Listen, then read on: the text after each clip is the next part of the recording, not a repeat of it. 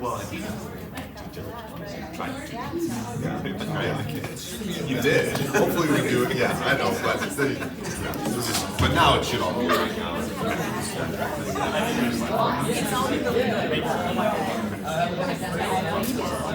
It should. Yeah. There it is. Hi, I'm Richard. Yeah. It's only one actually. Yeah, so when I was out, We're supposed to know. I If I hear anything in the morning, I'll bring it to them. the way I have it set up, We'll check in. You're so sweet. You're so sweet. Oh, God, I'm sorry. Okay. I don't wear this jacket. you know, Hello. Oh, my gosh. You just say that like I was wearing this. The last I saw her name tag and I'm like, she looks like, I know her. That's so funny. That's right. Which was amazing. Thank you. Thank you. Beautiful show. Yes, won an award.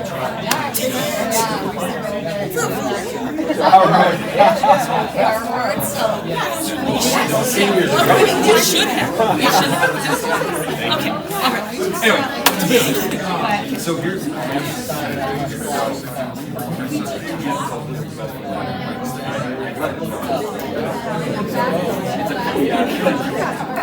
So the only way to really do this is I mean, if you were just I just don't want to make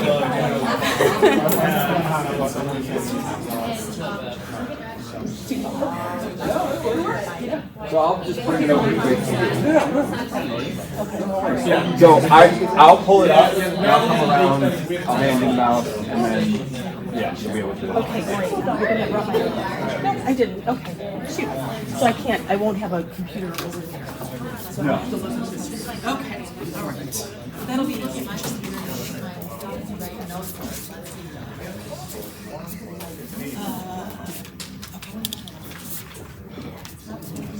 All right, 6 o'clock. I'd like to call this meeting to order. Would you all please rise for the pledge? I pledge allegiance to the flag of the United States of America and to the republic for which it stands, one nation, under God, indivisible, with liberty and justice for all.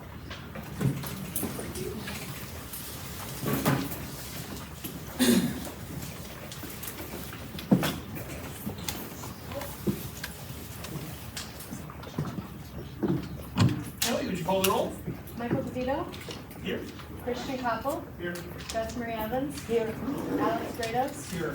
Cole Regnery, Here. Nathaniel Russell Jr., Alan Zantu, Present. former president. All right. Good evening. Welcome to tonight's meeting of the Sycamore Board of Education.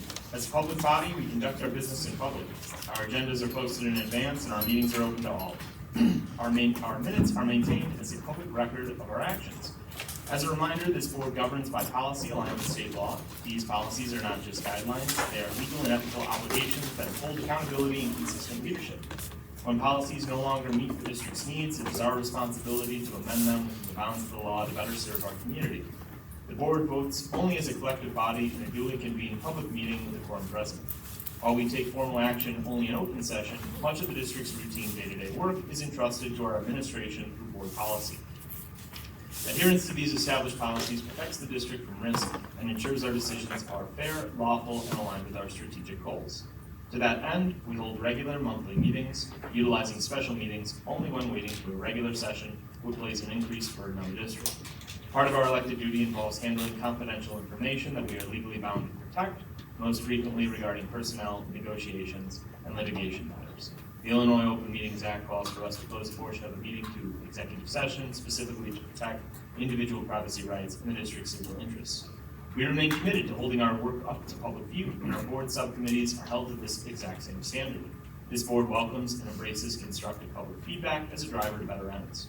We invite you to stay engaged, attend our meetings, sign up for agenda notifications, and bring your best ideas to the table. Our mission is to empower all learners to succeed in their world. This time, turn things over for student and staff recognition. We currently do not have any student or staff recognition. All right, move on to the next item on the agenda, the consent agenda. We have two items on consent. Items 4.01 and 4.02, minutes of regular meeting, July 21st, 2026, minutes of executive session, July 21st, 2026. Is there a motion to approve the consent agenda as presented, items 4.01 through 4.02? So moved. Second. Seconded by Regnery and by Grados. Is there any discussion? All right, seeing no discussion, Kelly, would you call the roll? Zantu, Yes. Koppel, Yes. Evans, Yes. Grados, Yes. Regnery, Yes. DeVito, Yes. motion carried. Next item on the agenda is audience to visitors. Is there anyone in the audience who'd like to address the board at this time? Guided by Board Policy 2230 and the Illinois Open Meetings Act, this is a business meeting held in public. 7 of us seated here are your neighbors, volunteers entrusted by you to care for our schools. We're truly grateful you've chosen to spend a portion of your evening with us. To balance participation with the board's agenda, we reserved up to 30 minutes for public comment. Each speaker is kindly asked to limit remarks to 3 minutes. Unused time may not be transferred to another person. Any extension requires the majority vote of the board. When you're recognized, please approach the podium, state your name, share your thoughts. The board will listen without debate this evening. Questions or concerns when called for will be routed through the appropriate administrative channels for follow-up consistent with our chain of command procedures. If you would like to speak, please raise your hand, wait to be called. Thank you for lending your voice, helping us model effective self-government for our students. Please note, while the board does not engage in dialogue during this time, a board representative or administrator will follow up with you directly after the meeting is over. At this time, would anyone like to address the board? Mr. DeVito, Larry King will be our first speaker tonight. Larry Keene, thank you so much for joining us. Not to talk circles, but thank you. So, good evening, members of the board. Thank you for having me. So, just over the past year, our district experienced a significant amount of change. I want to begin saying that I'm not opposed to change. In fact, change is often necessary for growth and improvement. However, when change occurs, it must be accompanied by clear communication, transparency, and a well-defined plan so staff, families, and community can understand not only what the change is, but why. One of my greatest concerns is the district's financial outlook. We continue to hear about the zero-based budget, yet little communication regarding the comprehensive, multi-year financial plan explains how the district intends to eliminate the deficit while maintaining programs and services for our students. At the same time, the district has added 5 new administrative positions that were not included in the previous budget. So, while those positions may add and provide value, community has not been shown how those additional expenses fit into the long-term financial plan. If new expenditures are being added, what programs or current expenses will be cut or reduced to make up for these new costs? I'm also a little concerned about the process used to create or fill some of these new positions. Positions were approved at a special board meeting, so it gave limited time for community and all stakeholders to have input for me regarding roles or qualifications being sought. Decisions have long-term impacts on our district and include meaningful opportunities for discussion and feedback from those who are directly affected. Beyond the process itself, I have concerns about the leadership positions that are aligned with experience and credentials need to best serve our students and taxpayers. Nothing against any of the people, just looking at our new COO. One of his responsibilities is to oversee financials, but financial background is kind of limited. Same with our middle and high school special ed coordinator that we hired, does not have an LBS 1 background, nor has limited to no middle school or high school experience. So you're overseeing these, so it raises questions about the qualifications being evaluated for these key leadership roles and placing individuals in positions to be successful. So these questions become important when considering other financial applications facing this district. Aging facilities that require significant maintenance and improvements. Also, upcoming collective bargaining agreements for non-certified and certified staff, since it was only a 2-year contract. Teachers, nurses, paraprofessionals, and other support staff need fair pay and competitive with surrounding districts to retain and keep quality employees. The teacher market is very fluid, and teachers are looking for more money. Cost of living. So these realities require long-range planning and not just year-to-year budgeting. Finally, my purpose is not to criticize the change or anything, but to better encourage better process moving forward. To be stronger with major decisions are communicated openly, stakeholders are engaged before decisions are made, and community is provided with a clear financial roadmap that demonstrates how today's decisions support tomorrow's stability. I just asked the board and district leadership to prioritize transparency, stakeholder involvement, long-term financial planning, and thoughtful hiring practice that align leadership responsibilities with qualifications and experience needed for success. Doing so, we can build greater trust, make informed decisions, and ensure our district remains financially strong while continuing to provide an excellent education for our students. Just thank you for your consideration. Thank you, Larry. Appreciate it. Is there anyone else from the audience who'd like to address the board at this time? No, I asked Mia. Thank you. Thanks for being here. We'll get you scored away. All right, May 12th, there is a special board meeting that had a reorganizational chart that was actually approved by the board that night about moving forward with some of these positions again. And as of yesterday, one of the positions currently is not on the organizational chart that is on the website. So again, just trying to understand why May 12th that happened, and now August, here we are. Also, the strategic plan that was being brought up, my question is, why are we looking at the strategic plan when we just finished one and started it in 2024? It took about a year to get that process. Some of that is behind the wall here that you guys sit on about the resiliency. So trying to understand that, because again, I've recently met with another board member that reached out to me, and I have more questions, unfortunately, because there's no answers to these questions, which was pretty disappointing when a board member couldn't explain the funding of these positions that we've been asking for I've been asking for not just myself, but other stakeholders in our community for the last 6 weeks. Tonight, on one of the updates, the COO will be discussing what has already been known, auditing positions of FTE, which are full-time employees or equivalents. So again, trying to understand, those are the things that we already knew last 6 weeks, and nothing has been addressed besides now we're doing an audit for full-time personnel, which is concerning because the person that is making this update is one of the positions in question of why we needed this position to begin with. Also, the 2024-2030 facility plan budget or plan is already there. So don't know why we're looking into a facility master plan when that's already there with all the buildings besides the district office that need all the repairs. So all this was approved by the Board of Education.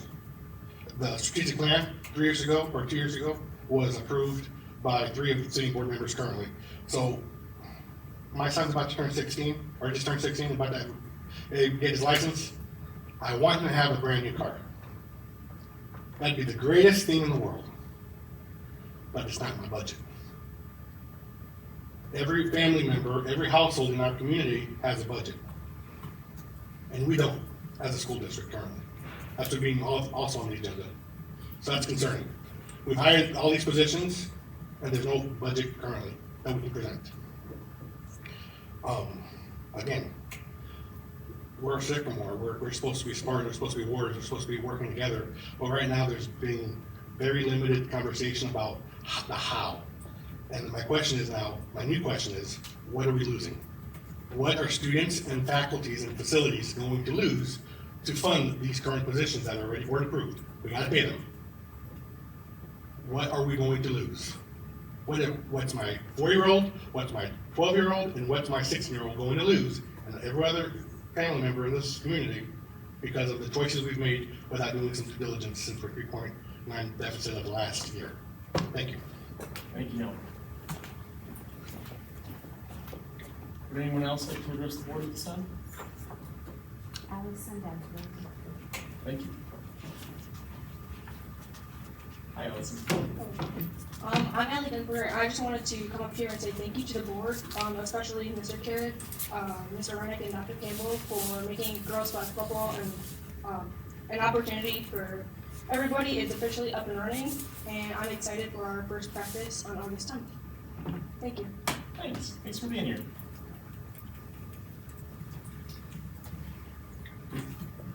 Would anyone else like to address the board at this time?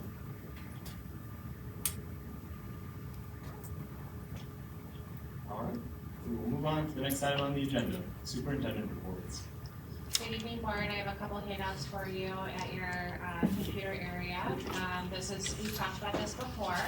And you have several copies, so please feel free to pass them on to those that are interested. The first one is the student board member opportunity. The board's been talking about this for a while, and we've partnered with the high school and our communications department to get the word out about having our students join us in the fall. So please share the good word out, and we've also promoted that on our socials as well. The next one is the listening tour schedule. Please share that out with those who might be interested to engage in conversation.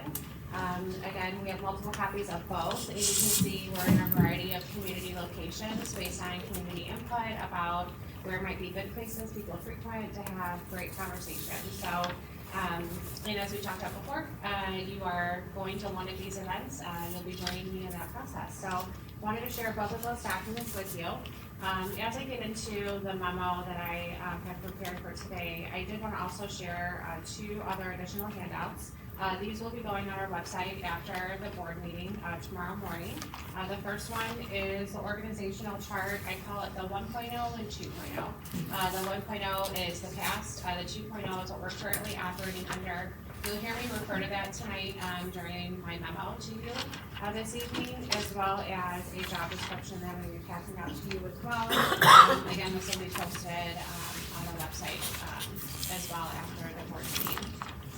So as the memo indicates, following a comprehensive diagnostic assessment of district operations and system workflows in administrative capacity since March 1st of 2026, this memo outlines strategic adjustments to our organizational structure for the 26-27 school year. By strategically deciding not to replace 4 positions, and instead shifting our financial leadership model toward a dedicated director of finance position, moving forward, the district will realize an immediate total structural cost savings of $301,639.83 for FY27. This transition directly supports our commitment to fiscal stewardship, operating within a balanced budget, and redirecting resources towards student-facing initiatives. So you can see on the bottom of page 1 in your memo, if you're following along, that there are different positions where we are not replacing these positions. The responsibilities are being redistributed. You can see that's listed here, as well as the realized savings on that chart going into page 2. I also want to draw your attention over the past 2 years, the organizational chart that I just passed out. As I've talked about before, we're moving from silos to systems and going from person dependent to system dependent.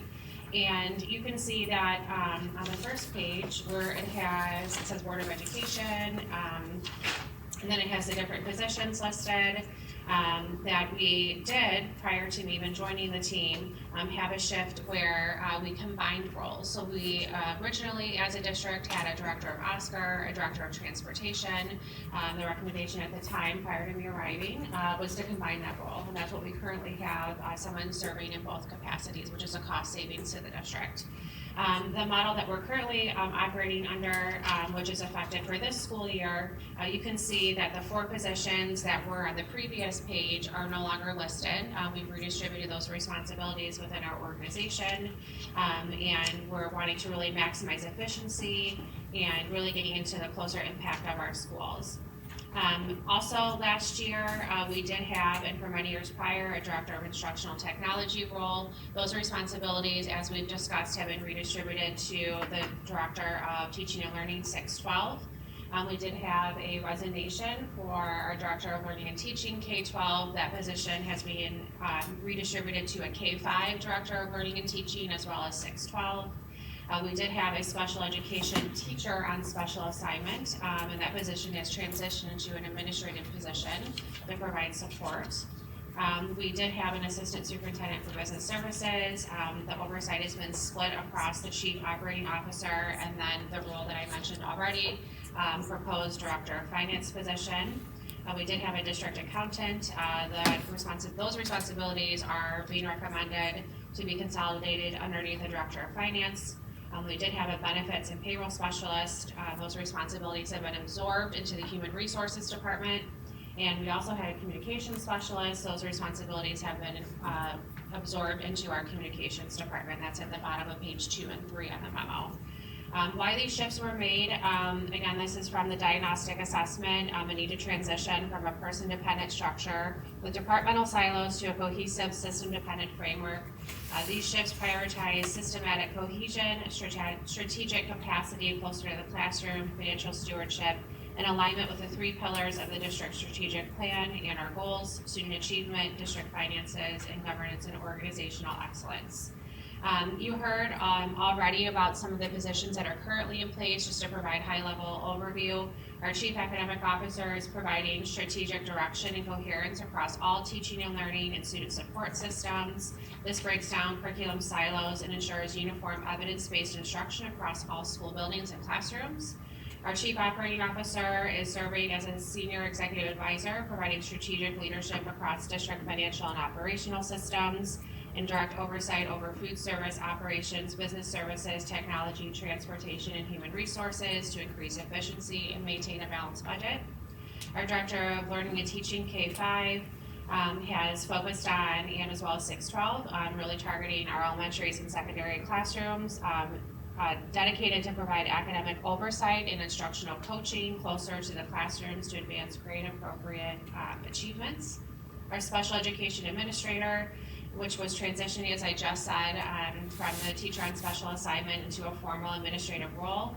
This shift allows for direct staff supervision, administrative oversight, and timely building level support for diverse learners to guarantee equitable access. We have 2 assistant principals at West and North Grove. As you know, these positions provide instructional leadership, daily operational support, staff evaluations, 504 and LEA coordination. Originally, this was recommended by a board committee to the board, and these positions are directly impacting the schools where they need the most support, while remaining aligned with multi-year financial obligations. And then what I'm recommending tonight for the board's discussion is the Director of Finance, which replaces broader fragmented executive overlays with dedicated financial leadership, focused on multi-year projections, ISB compliance, budget transparency, and core fiscal operations. So on page 4 of your memo, it outlines the functions of the Director of Finance. You can see the first one is enhanced financial oversight and compliance, which ensures rigorous oversight of multi-year financial projections, budget justifications, and state reporting. In addition, transparent board and community reporting reestablishes consistent, clear, and proactive communication with the board and public regarding district financial health.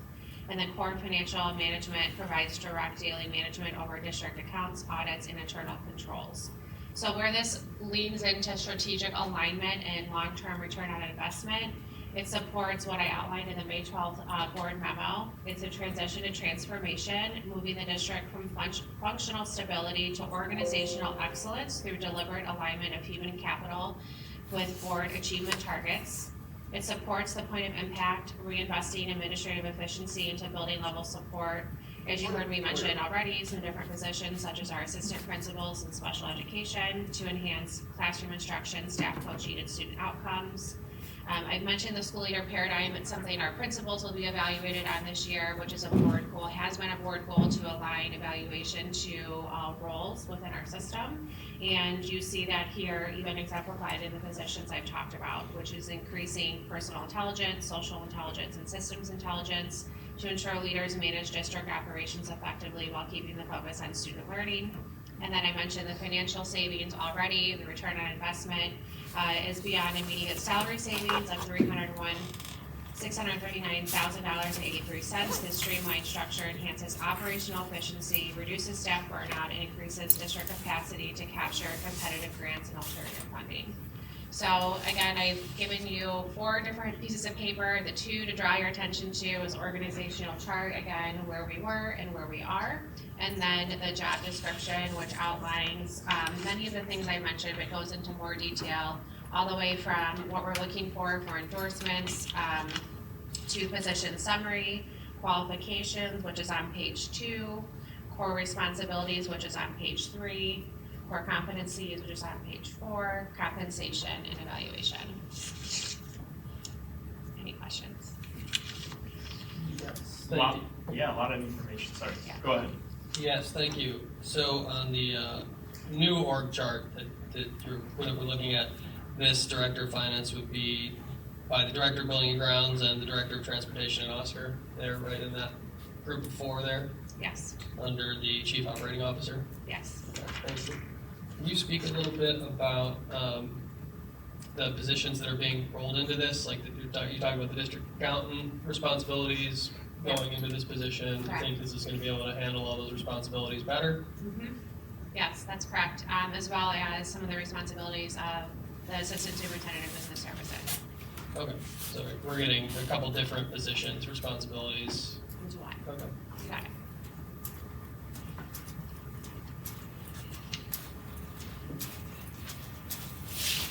Hey. How you doing? You came with the good part. No.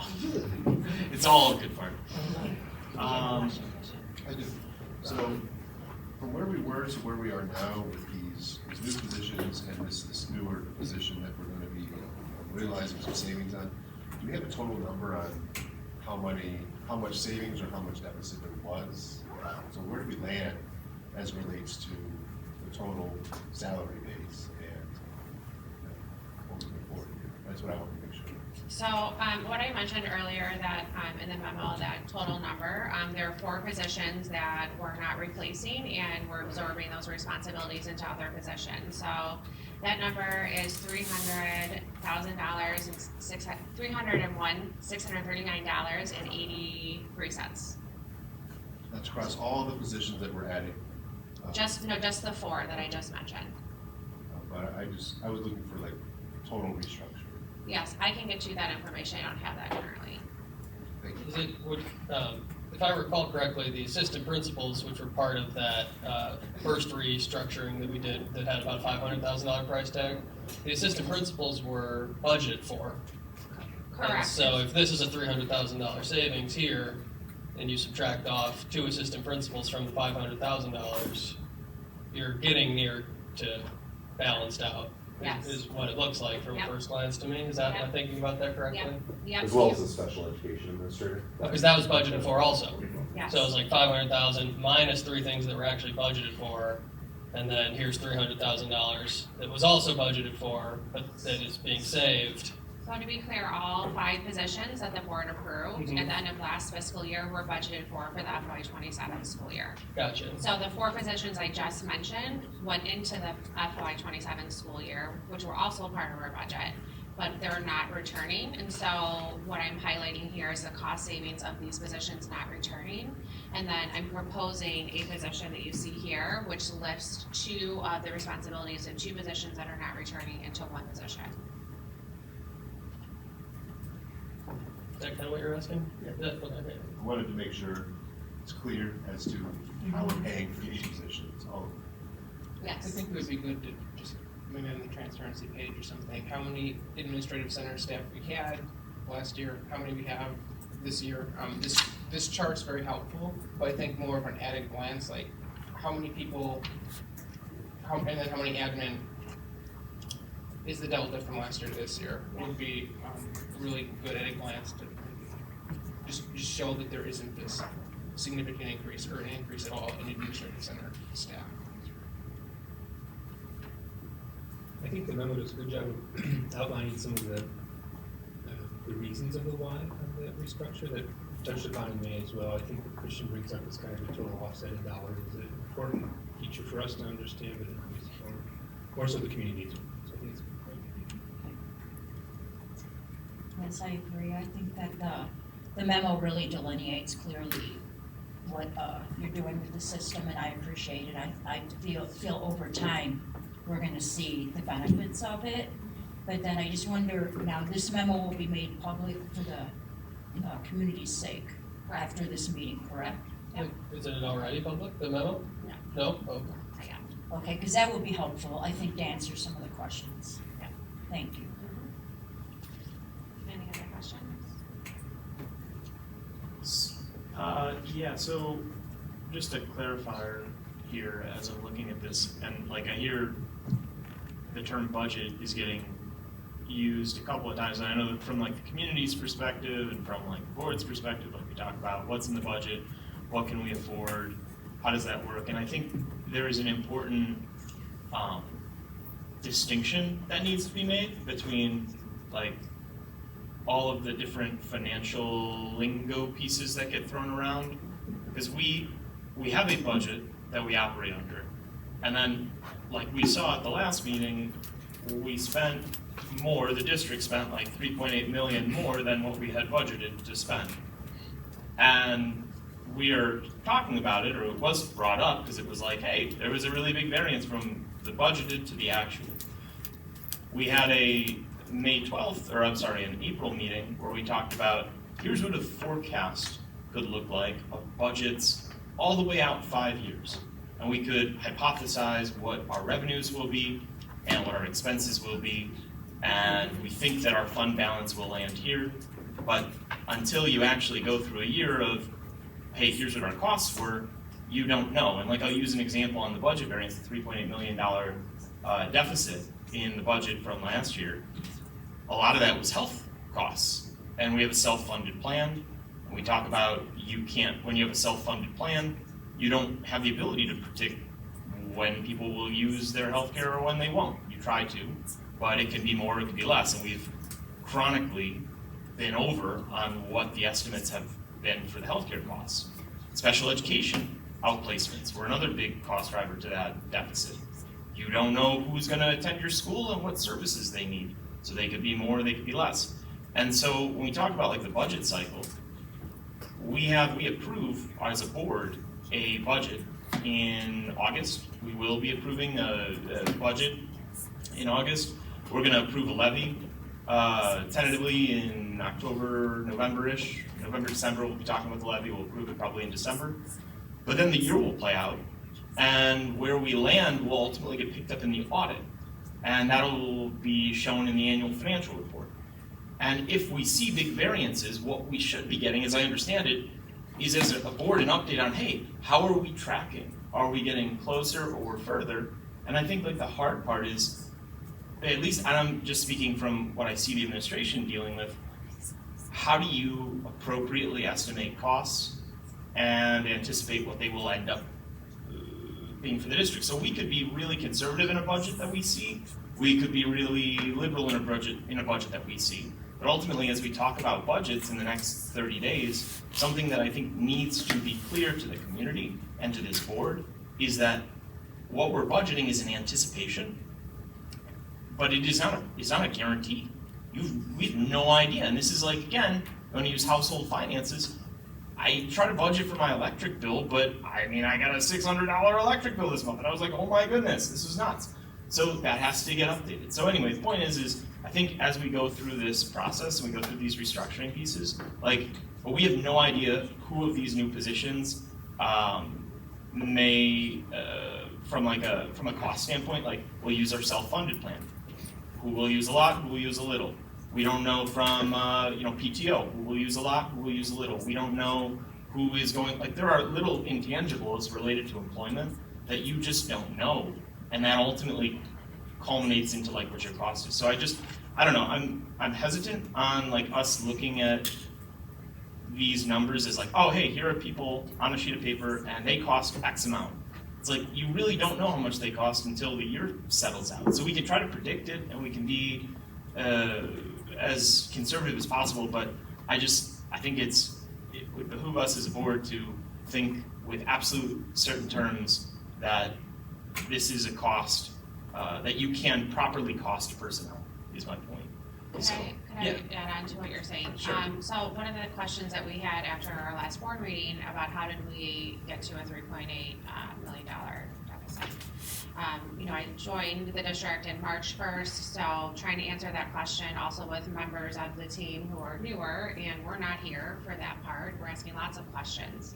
And that has led us to a conversation around health insurance, like you just mentioned. Self-funded versus fully insured, what does that look like? Where can we explore other cost savings? And so we've been having recent conversations. I'm going to tee it up for Mr. Bell and Mr. Rainick to kind of talk about all of their many conversations about things like stop loss deductible and how making a change that is a small move, big impact, that's what we talk a lot about as a team, is going to see not only realized savings for this year, but for the future. And we're continuing to build, but kind of using that scientific method that we teach our kids, why is this happening? What's the question that we want to ask? And how are we going to look at doing more research to find the answer, we're finding some really small wins that are gonna have a big impact. So I don't know, Mr. Bell, Mr. Rainick, if you wanna share a little bit more with the board, you know, we're still in the works, right? About our journey around healthcare. Yes, and Nick, please jump in, you know, if there's anything here. We have engaged Kepler Consulting to assist in some of those insurance conversations around our plan utilization, what we've discovered over the last, I would say, 20 days, right, about our hard claimants, and working with Gallagher, who is our current agent of record for insurance. Part of what that process looks like is our agent of record presenting us with several different options across both our insurance plan as well as our stop loss coverage. Without getting too far in the weeds, when you have high claimants, you take on more risk and more liability. That the insurance provider, the insurance carrier, recognizes that. They have things that are called lasers and different things that they can apply to you or put into the negotiating deal that can drive up costs or reduce costs depending. So one of the things that we've really focused on is just trying to find the inefficiencies early and often to be able to say, let's not change anything for our end user, for our employees, for our staff, but how can we also shore up what those premiums look like? How can we shore up where our stop loss coverage may, with a different plan, reduce our overall annual expenditure? And so just today, we had a conversation with Curtis, and based on the plan that we're looking to select from a stop loss perspective that has to be finalized for tomorrow, is an immediate $25,000 savings. And so while that doesn't seem like a lot on its face, those $25,000 savings compounded over multiple areas do build to true cost savings for the district, so that we're not having to give up things. This is without disruption to any of our current insurance plans. We have some decisions to make over the next, I would say, 30 days about our overall plans and things like that, but as we've had to move very fast and become very educated in the insurance game, part of our exploration is making sure that we're getting accurate information so we can make informed decisions. And so that's part of entrusting Kepler Consulting to help with that. We really feel like they have been authentic and truthful and being able to provide multiple options and explain that to us. And so that's been a really added value that has more than paid for itself right this second, if we can continue to stack those $25,000 wins together. So, Nick, anything you want to add to that? No, I think it's just exploring all different options. I mean, are we willing to pay on a weekly basis versus monthly? And that's an automatic 30,000 in savings. So from a budgetary standpoint, can we 37,000. 37,000, yeah. Yeah, I'm rounding down. I should be rounding up, right? So I'm budgeting conservatively. So bringing in our interim CSPOs and just asking them from that standpoint. So it's some of those little things, just thinking about how we do it differently, that there's savings there. And Jeremy threw out a number, but by looking at a different carrier potentially, so this isn't savings from last year to this year, but just by looking at a different carrier for that stop loss, it's potential $250,000 savings to bundle it with our current insurance provider, so Blue Cross Blue Shield. We use a different stop loss carrier. If we bundle our stop loss with Blue Cross Blue Shield, it's an immediate $25,000 savings from going with them, but it also has the potential impact for $250,000 in savings or more because we're utilizing the same carrier. So there's different options. Those are not set in stone. I don't want to mislead, but those are things about the efficiency piece that we have discovered in a very short amount of time that we're looking to employ for FY27 so that there is not disruption across the system. Special education, so you talked about the health insurance side of the piece. Can you talk a little about the special education overages and everything that you guys are working on to get a better handle on that, transportation, things of that nature? So special education on its own is always going to cost more because the needs are higher, right? Than your allotted per pupil expenditure. Some of those things that are usually typically front and center are outplacement. Tuition costs or outplacement of special education students, as well as your outplacement transportation.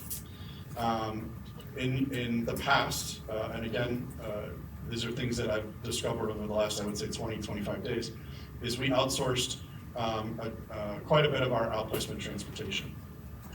In doing so, a rough average would be about $400,000 a year for a small amount of students in that bucket.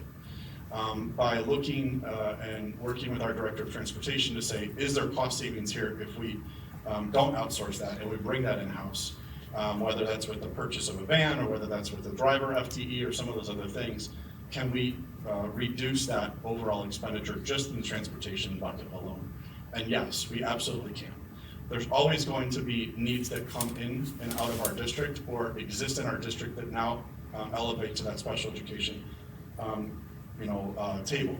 For example, I just had a conversation with Mike Thurman today, our Director of Student Services. We had 6 students move in last year at the beginning of FY26 that all had outplacement already in their IEPs. So that's already a cost associated with those students moving in.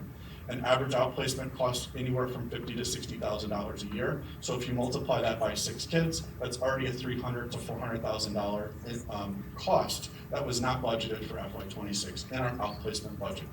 Now, we can look at some of those things and you can offset, and maybe it's not the full year, or maybe you have some other things, but there's ways in which to look at where are we hitting the most expenditure, and then is there a way we can do a training. We can not do a training. We can do multiple levels of training. We can look at our core, our MTSS, Tier 1, Tier 2, Tier 3. What are the resources and supports we have in district? What does it look like to transition some of those kids back?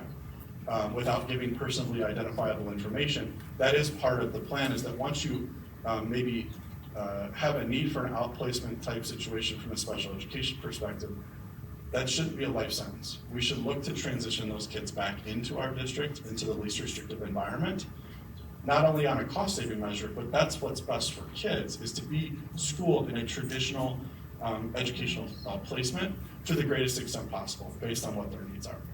And so I'm having those conversations with the Director of Student Services, I'm having those conversations with the Director of Transportation to be able to understand the story behind these numbers, that it's not just a dollar sign on paper.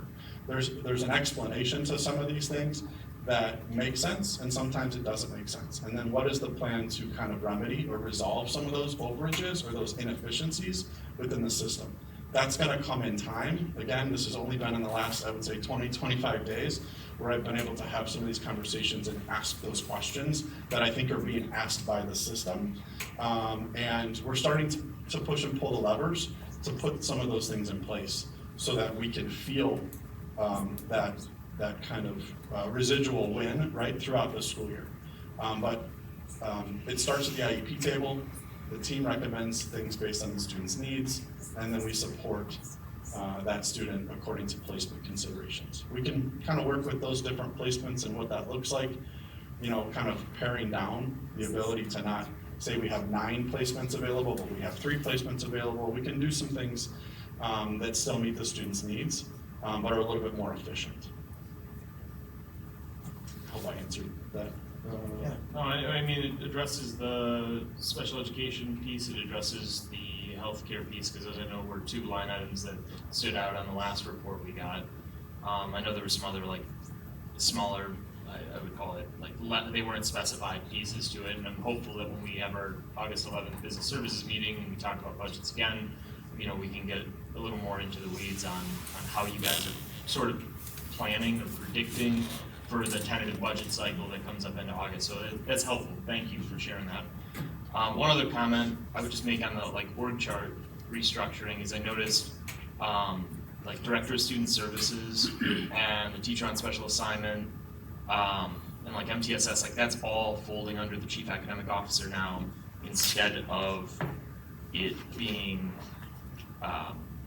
I'm just looking at the old org chart and I'm trying to juxtapose the two, and it does seem a little more, there's some more separation on the reporting piece. Do you think, from an operational standpoint, how does that run parallel on the academic side to what you were talking about with the special education? Talk about Tier 1, Tier 2, Tier 3, and now all of these, it almost feels like across these tiers, they're all lumped under just academia now. Do you think there will be an opportunity to identify like closer patterns, like are these people now talking who weren't talking? Like maybe that's a question for this side of the table.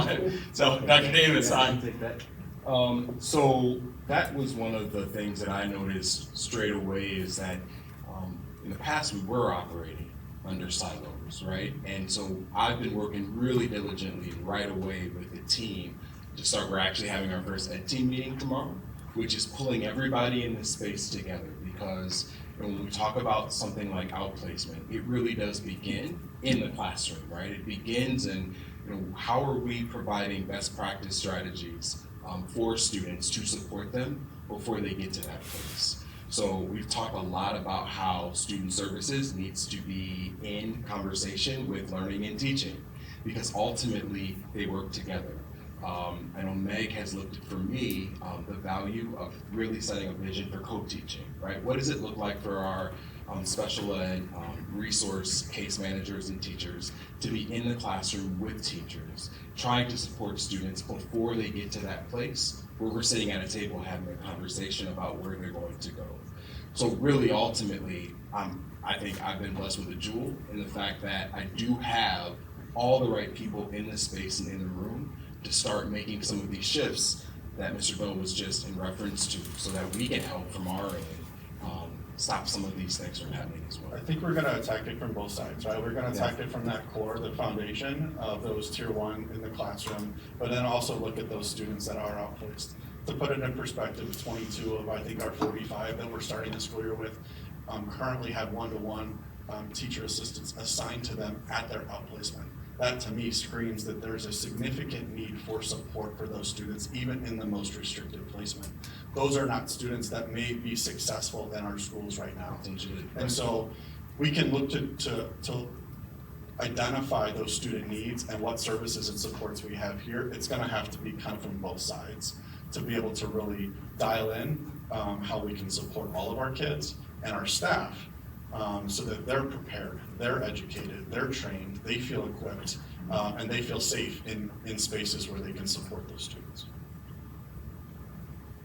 I'd just like to add, if I may, I talk a lot about with the team of teams, and that we're teams and teams, right? And even though we have Dr. Davis leading our learning and teaching and Mr. Bell leading operations, you just heard a great example of how they team together, literally across the system, and how they utilize not only the resources, the people, the teams, how can we leverage conversations and invite people into spaces where when decision making is happening, we're considering all those factors, all the way from transportation to families, to teachers, to students, right, to those that support everyone in between. And so we continue to build on that, and we have conversations often and continually about our discoveries, but then also we're thinking about, okay, well, this is what we discovered, what are some strategies in order to help support kids overall, which are hearing emerge today in this conversation. Nick, I'm gonna put you on the spot. Sorry. Oh. So something that comes to mind a lot is like, why don't you hire more teachers? And why don't we just use money to hire more teachers and then it'll solve all the problems? And I know we have a lot of retiring teachers coming up. I think it was like 33 in the report you put out. We have a new contract. Base pay got raised a lot compared to where it was. Can you speak a little bit about filling some of those retiring positions? What the job market, like what's that look like? What's the landscape? Are we more or less competitive? I would say we're definitely more competitive. I would say this hiring cycle proved that.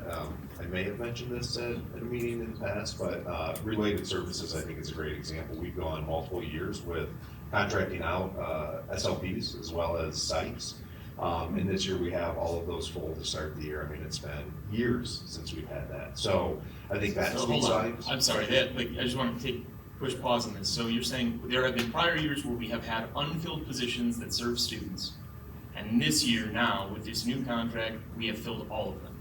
I want to be clear, we filled them so we were serving students, but we were paying a higher cost because we were contracting those positions out to contract agencies. So we were spending quite a bit of money to do so, and they weren't our own staff. So this year we have all of those filled with our own staff. They work for Sycamore, they're not contracted out, and there's a savings there even under a new contract. Does those fall under the SEA contract or CESA or? SEA contract, because the changes we made are what we agreed to, made us more competitive, I think, in the market, and even called out some of those hard to fill positions with a differential for SLPs and sites. What's an SLP? Speech language pathologist. And a psych is school psychologist, yeah. So some of our neighboring schools, some of the things they were doing to be able to recruit and retain, we were able to negotiate some of those things in to recruit those individuals and hopefully retain them after this year. But we are starting the year full. Certified staff. If this personnel report goes through tonight, that will be the last certified position that we're still trying to fill. Nice.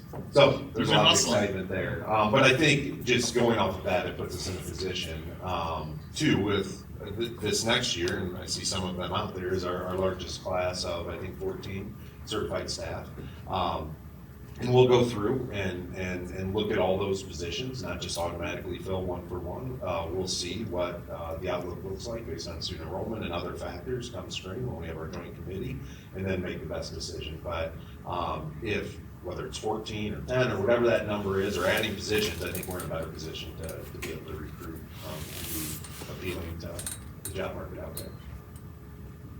I just wondered if we could speak a little bit more about the reduction in stress on staff with the new organizational chart. I do feel it's going to make everyone's job a lot easier when the workload is spread and you have more people that you can collaborate with, but maybe you could speak a little more about it. Yes, since coming to the district, speaking with our staff, our leaders, hearing the work that has been done at the classroom and the building level has been tremendous.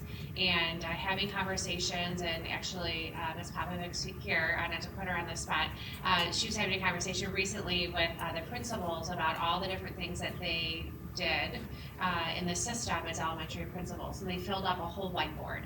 And she said, how can I support? And they said, all of this. And she goes, I got you. We're going to figure out a plan. And that is one micro example of what we see across the system when we have those conversations about what does life look like for you? How are you managing your day and efficiency? Even last night at PTAC, talking about communication and hearing from our teachers, different things that they're doing. And I even said to them, like, I feel this pressure to respond. I said, listen, I'm a superintendent. I'm not telling you need to be responding at 9, 10 o'clock at night.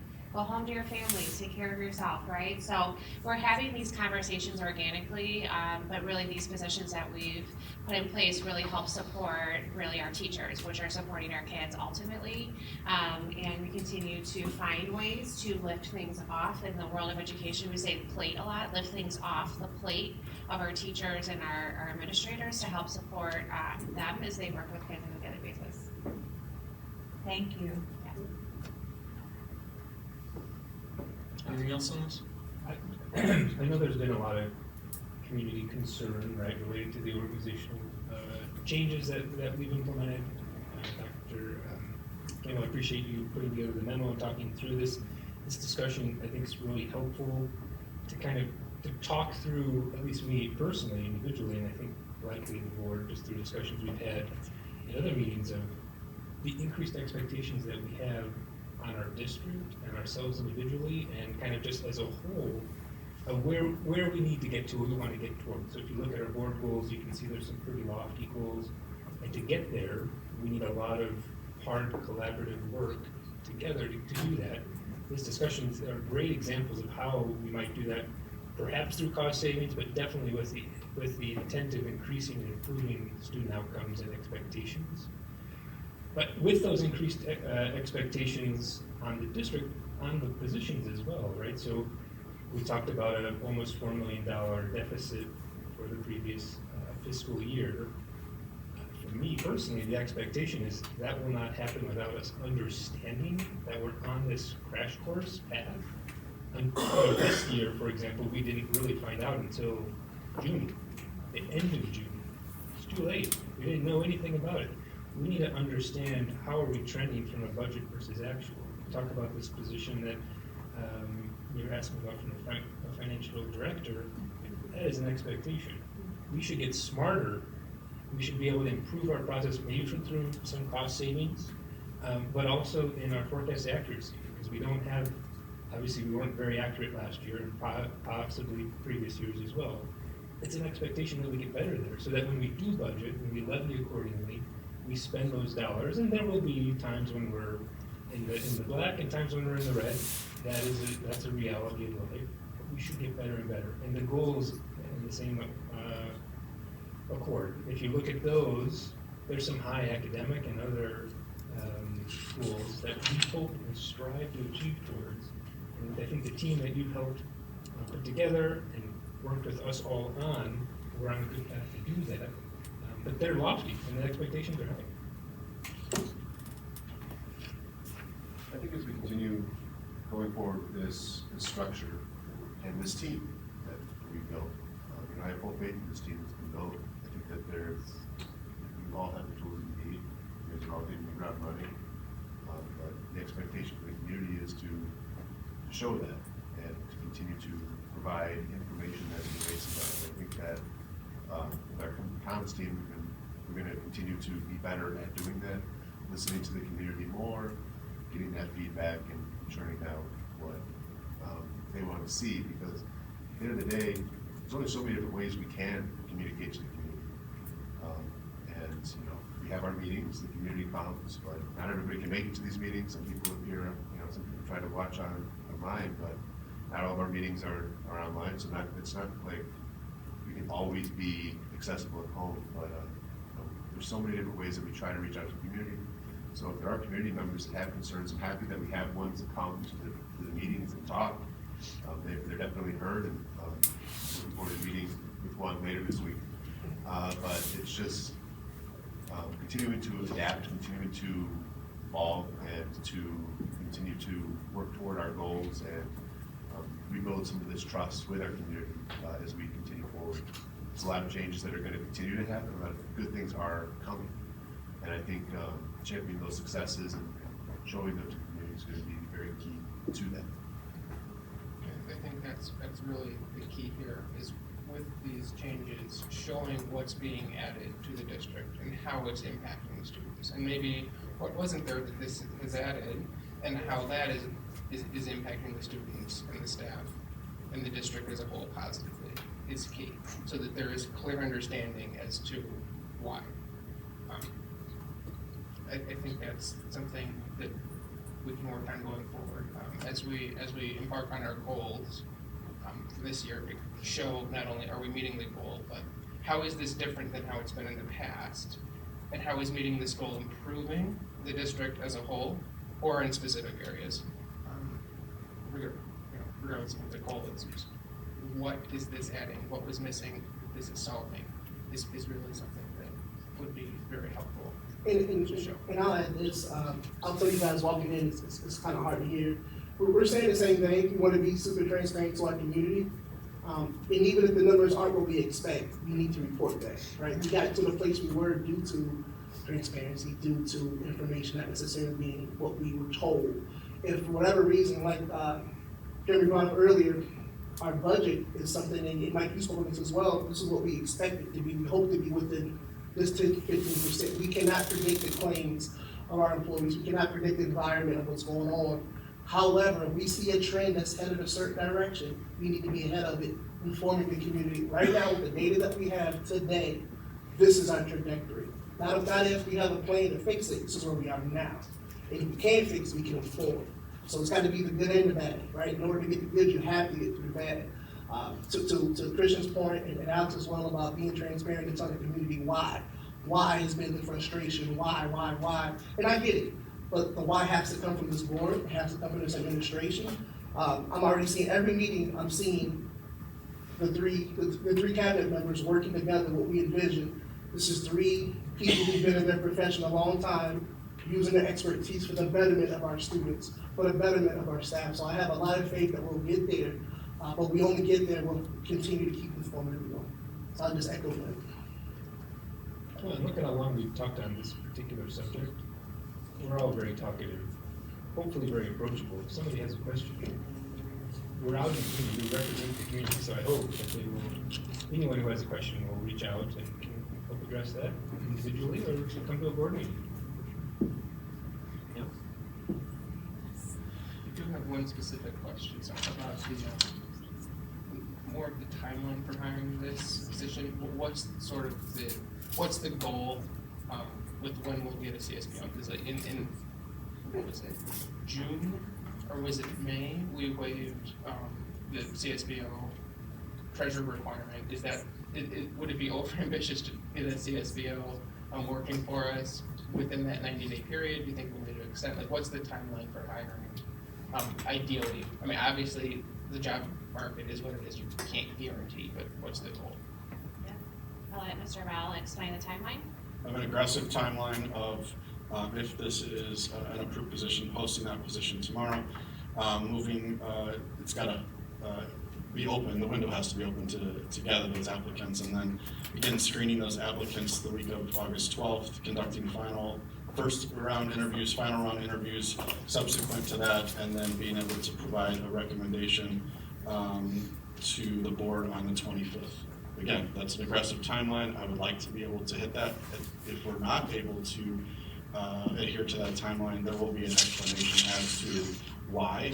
Meaning we did not find quality candidates, or we, as the window was open, because we're not going to close that until we secure that position, we may have had a late round applicant. If we do not find viable applicants, we'll have to figure out what that plan is going forward, whether we're going to continue to leave that window open or take a different course. But that will be able to be explained by the August 25th board meeting. Worst case scenario, we have somebody that would fit that role to make sure that work's being done already. With our two current interim CSBOs, we have some potential there. Gary has made it clear that he wants to continue and not leave us in a bad place, but he's also not looking to stay here for the entire year.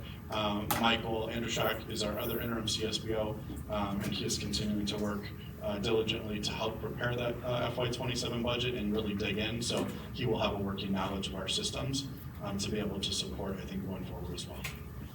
They're on alternating schedules, right? They are. Yeah, okay. Another thing, just to clarify, we're not gonna approve this, we're not approving this position right now.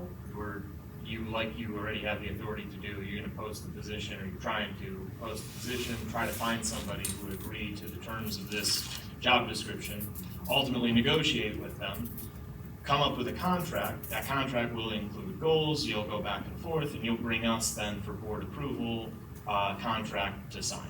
Correct. And that's what we'll do. So part of having this conversation today is making sure that the board is informed about the direction in which we would like to go based on that recommendation, and then what the plans would be should that move forward. So I'm comfortable moving forward, but it just make it clear that doesn't mean we're approving this tonight. We could very well reject the candidate or reject position in the future. It's subject to board approval, but I'm comfortable with the process proceeding, and hopefully we get someone by the 25th. Thank you for that. Yeah, find us a great person, please. Yeah, it meets this criteria. Yep. Okay. Lot covered there. Anything else on these topics? I know there's some other, I think there's another topic on the superintendent report. Yep, Yeah. athletics. You guys good on this? Okay? Okay. Good stuff. Okay, introduce Chauncey, our athletic director. He's here tonight to provide highlights that show the collaboration and financial relationship between district athletics and Sycamore Sports Boosters, which annually donates $75,000 to support middle and high school athletic programs, alongside funding an annual grant project ranging from $5,000 to $20,000. During the current cycle, head coaches' requests were fulfilled, as Chauncey will illustrate and as indicated in the memo, using $30,000 in booster funds and about $6,000 in district funds, ensuring essential equipment and supplies were secured while maintaining a structured 2 to 3 year uniform replacement rotation. This partnership directly aligns with the board goals by leveraging local fundraising events such as the FNBO Football Challenge, which is coming up here in August, which we're excited about, to enhance student opportunities and broaden financial support across district sports. And I'll turn it over to Chauncey. Yeah, so I was asked to come and discuss what we do with our partnership with the Sports Boosters. She laid it out pretty good right there. We have annually we ask the coaches to give us a wish list or a want list, whether it's needs or the extras, and I would say anything that is reasonable annually is purchased. I can't think of anything that was a reasonable request. I could probably, if you press me, I could probably give you a few unreasonable ones, but again, we try to be financially responsible and with the district money and with the booster money. The boosters do have the 2 challenges, FNBO for football, FNBO for basketball, that we make a decent amount of money on. More so on the football side.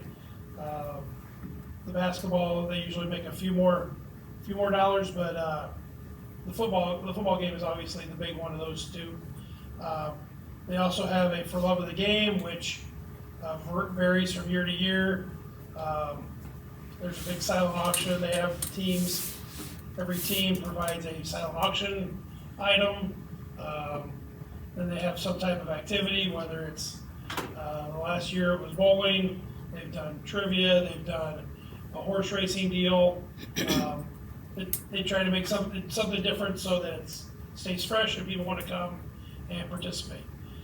Their 4th big one annually is the golf outing, which is the 4th Friday in June, and that one they relatively steady, makes them right around $15,000 annually, so that's always good. And then in 2017, when we came to the board with the MPVB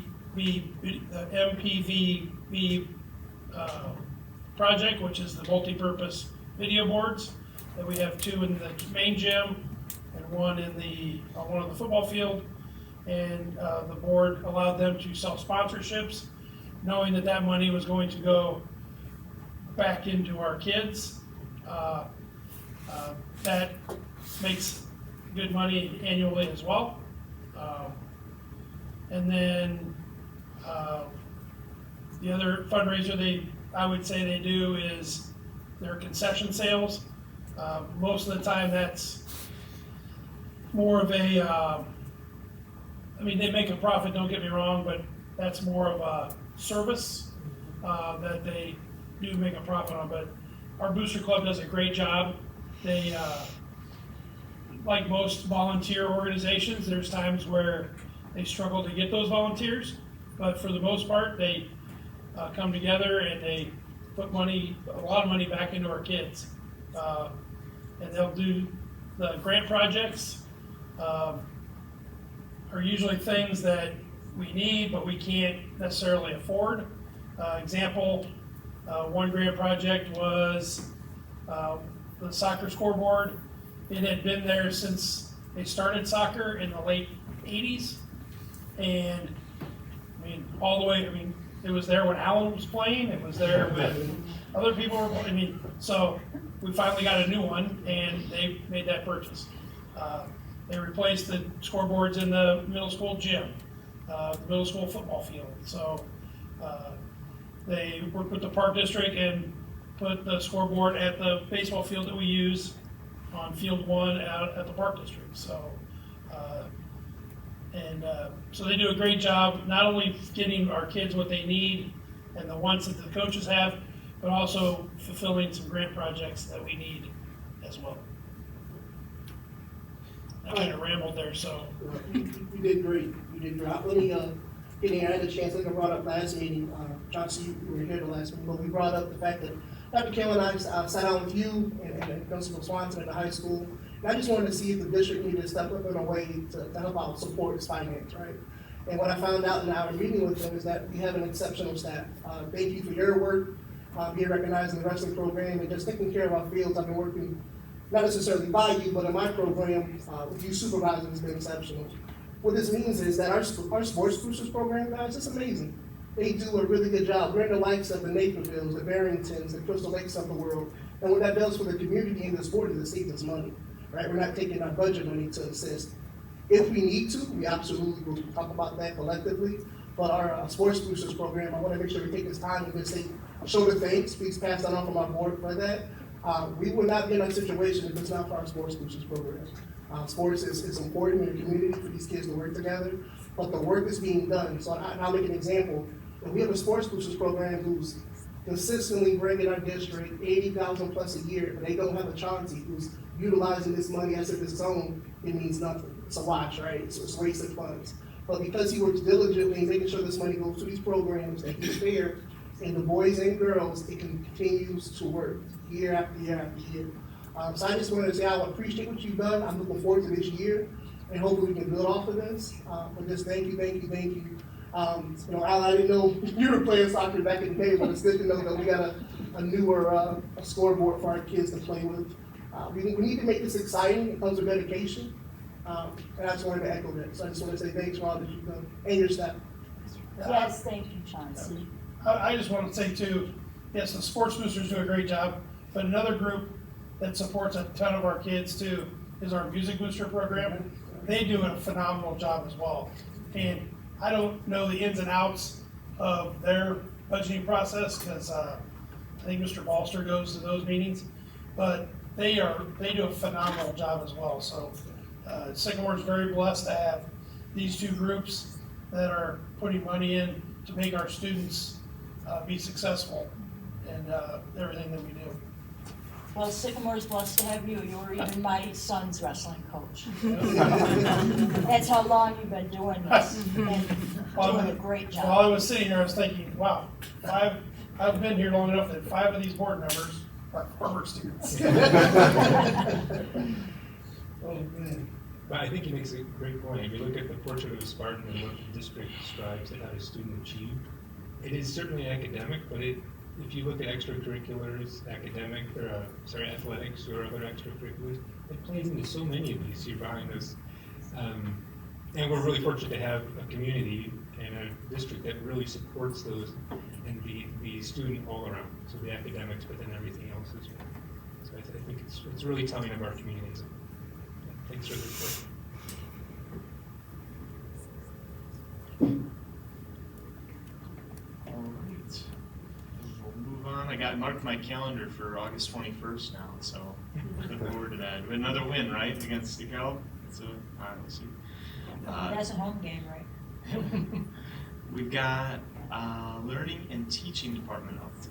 Yes, so to introduce Dr. Davis again, he's going to share with us our progress around core instructional initiatives that support our board goals, and he's going to talk about Amplify CKLA, our resource distribution, our school improvement planning, and our institute day planning efforts.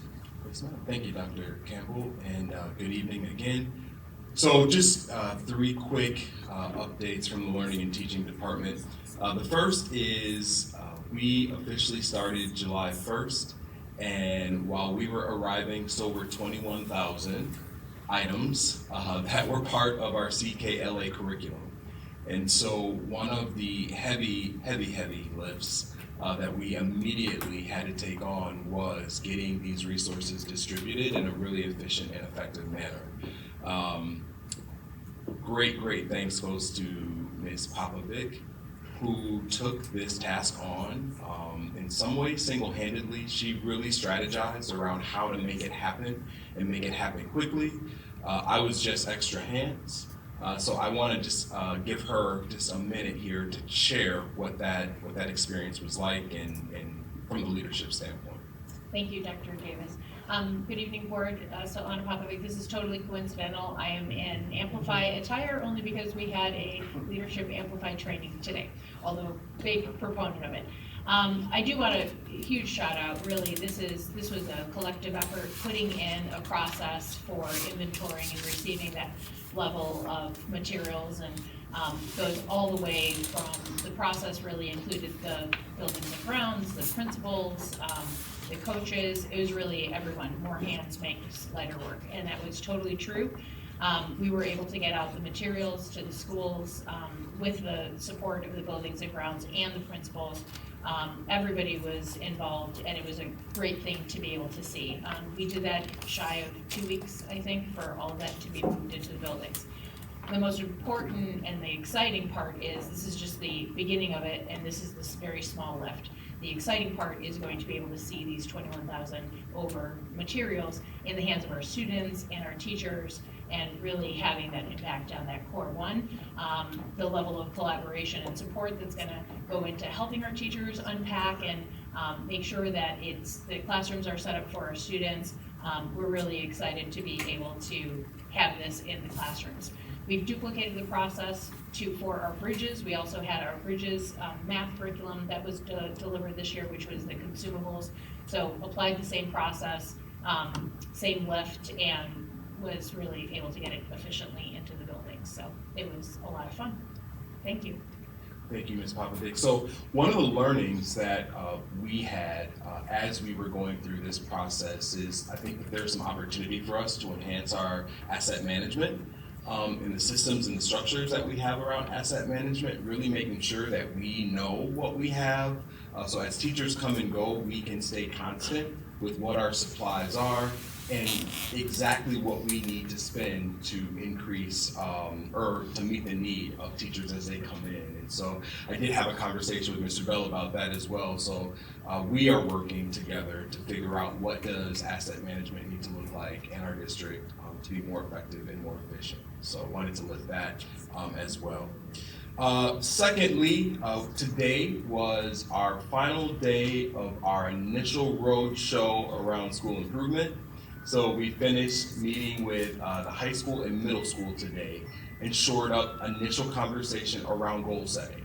So our purpose for this initial roadshow was really leaning into what do our goals need to look like to ensure that we're getting what we need to get done and tackled. And so I'm sure they're tired of me saying this, but we've really talked a lot about lagging indicators and leading indicators, making sure that they understand that the lag is our North Star, but we have to have leading indicators along the way. I know the school district has really invested a lot of time and effort into learning MAP and understanding MAP.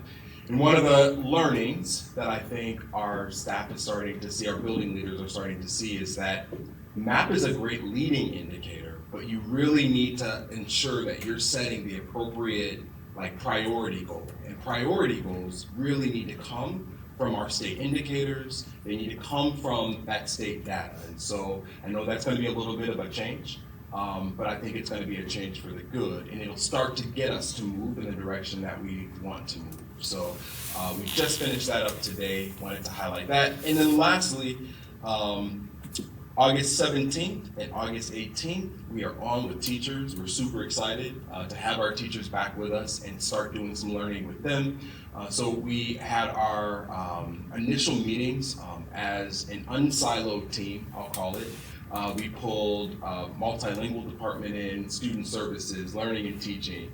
HR was present. We all got in one space and said, how do we make this the most effective opportunity for our teachers to learn possible?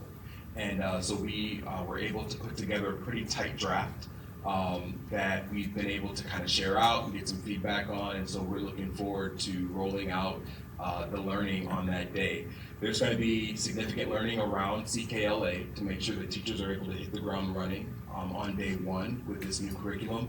As well as at the secondary level, we've got My Perspectives, which is our curriculum, ELA curriculum for 612. We've got learning around that.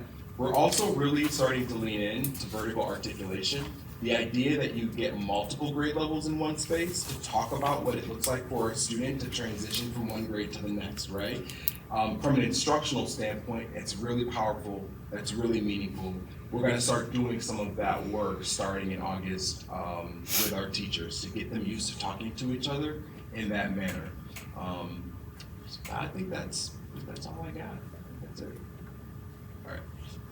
I'll just add, even before that, next week, August 12th and 13th, we welcome our new teachers, and Dr. Davis' department is a huge part of that. They will be providing professional learning to our newest educators, and really building the foundation that in Amplifier CKLA that we already had with our current staff. So they're going to be hard at it even before that. They're busy.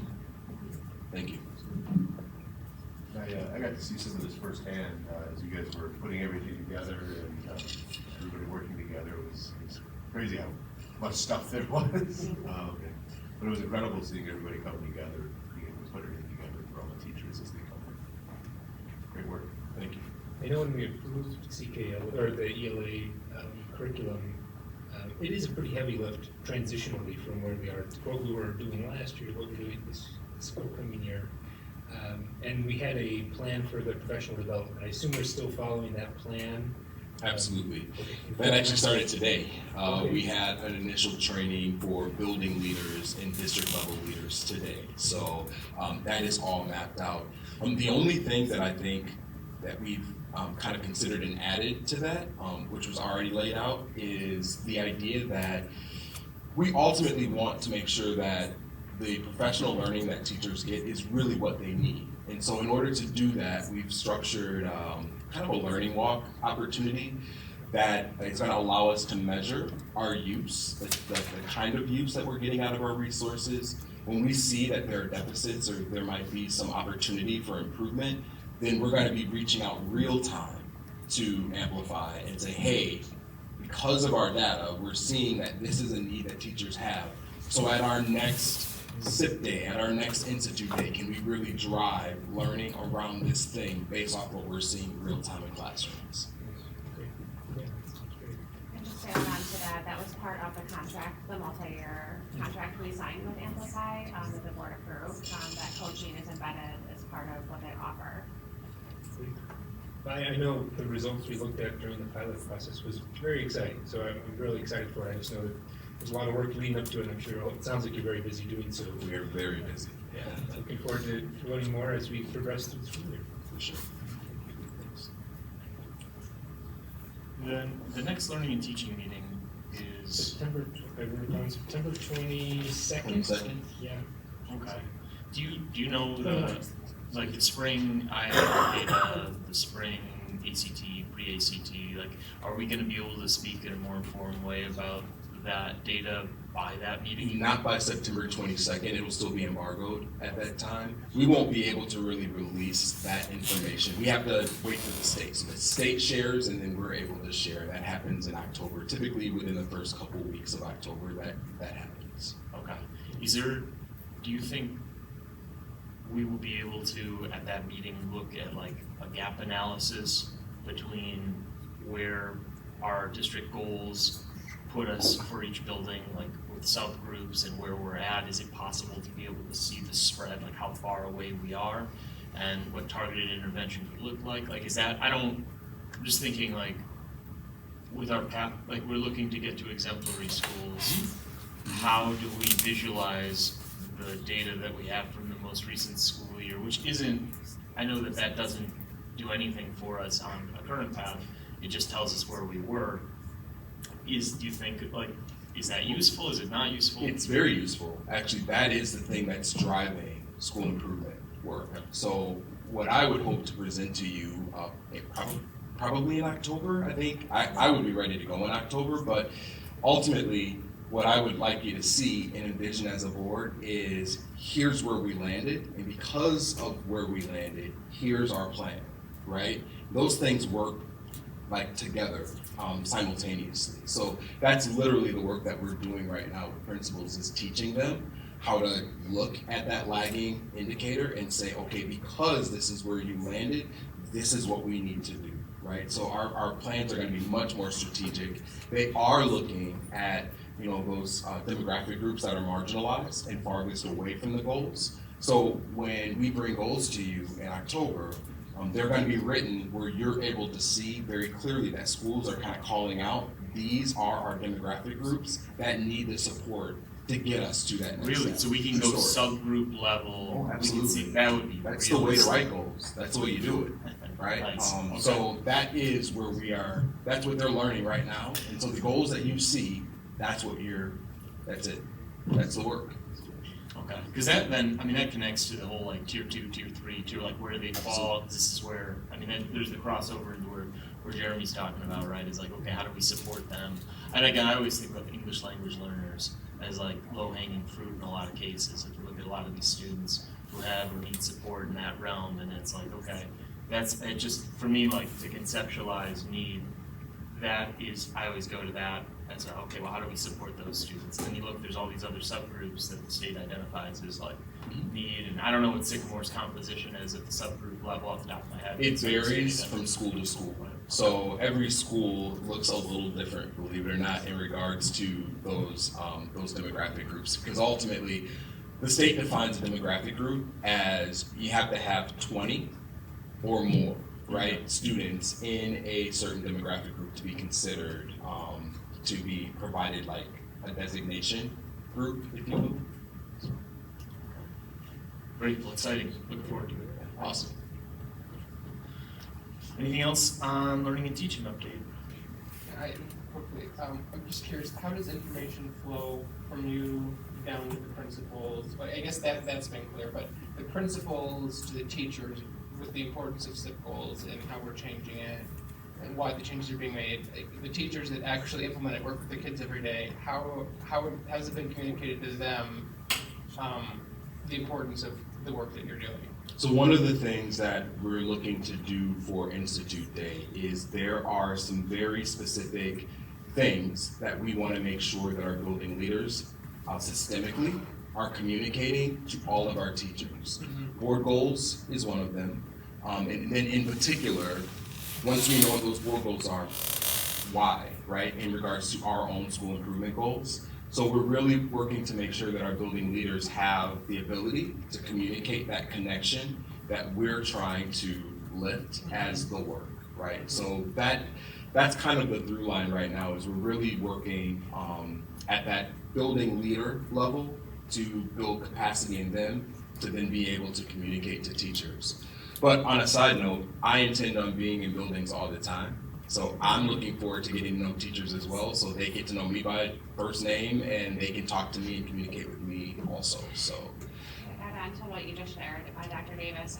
We also are working with our building leaders on establishing school improvement planning teams where teachers are part of that. And we talked a lot about this summer. Teachers, just as you indicated, are the ones doing the work, and so they need to be part of building those action steps. And then building leaders, as they're continuing to monitor their progress on their school improvement plans, they're involving their teachers and they're giving feedback and they're making modifications and adjustments in real time to their school improvement plan, because it's meant to be a living, breathing document. It's not something they just say, check, we did it. It's meant to be really reflective of the needs of the students, but teachers and staff need to be part of that conversation in the building from the beginning. So we've been working through that. That's a new process, an expectation, and the Learning and Teaching Department has even reimagined the school improvement planning document to be extremely robust, aligned to using data-informed decision-making to really have those achievable outcomes that Dr. Davis was mentioning.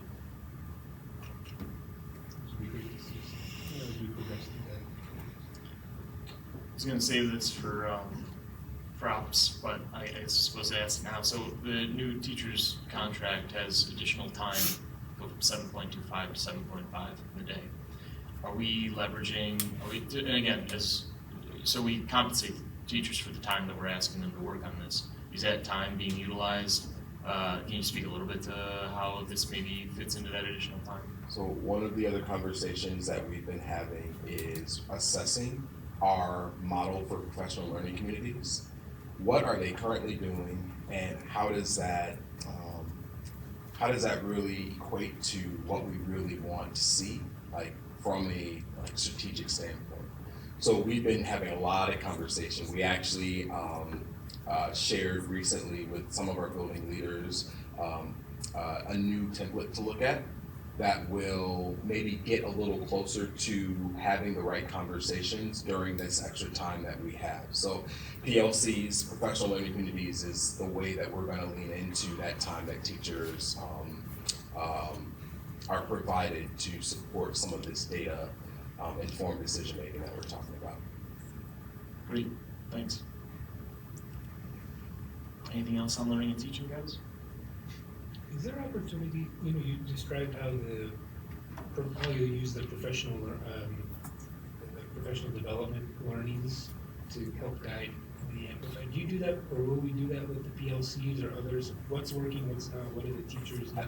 Absolutely, that's ultimately what should be happening in our PLCs, and we actually, we have the wonderful opportunity to have district level PLCs where like grade levels are coming together, and then they have their building level PLCs. I've talked to Ms. Popovic in particular about really driving those district level PLCs to be in some ways problem solving around our curricular resources so that we can use that as a sounding board about where teachers are currently in their journey and then what we need to do to support them as well.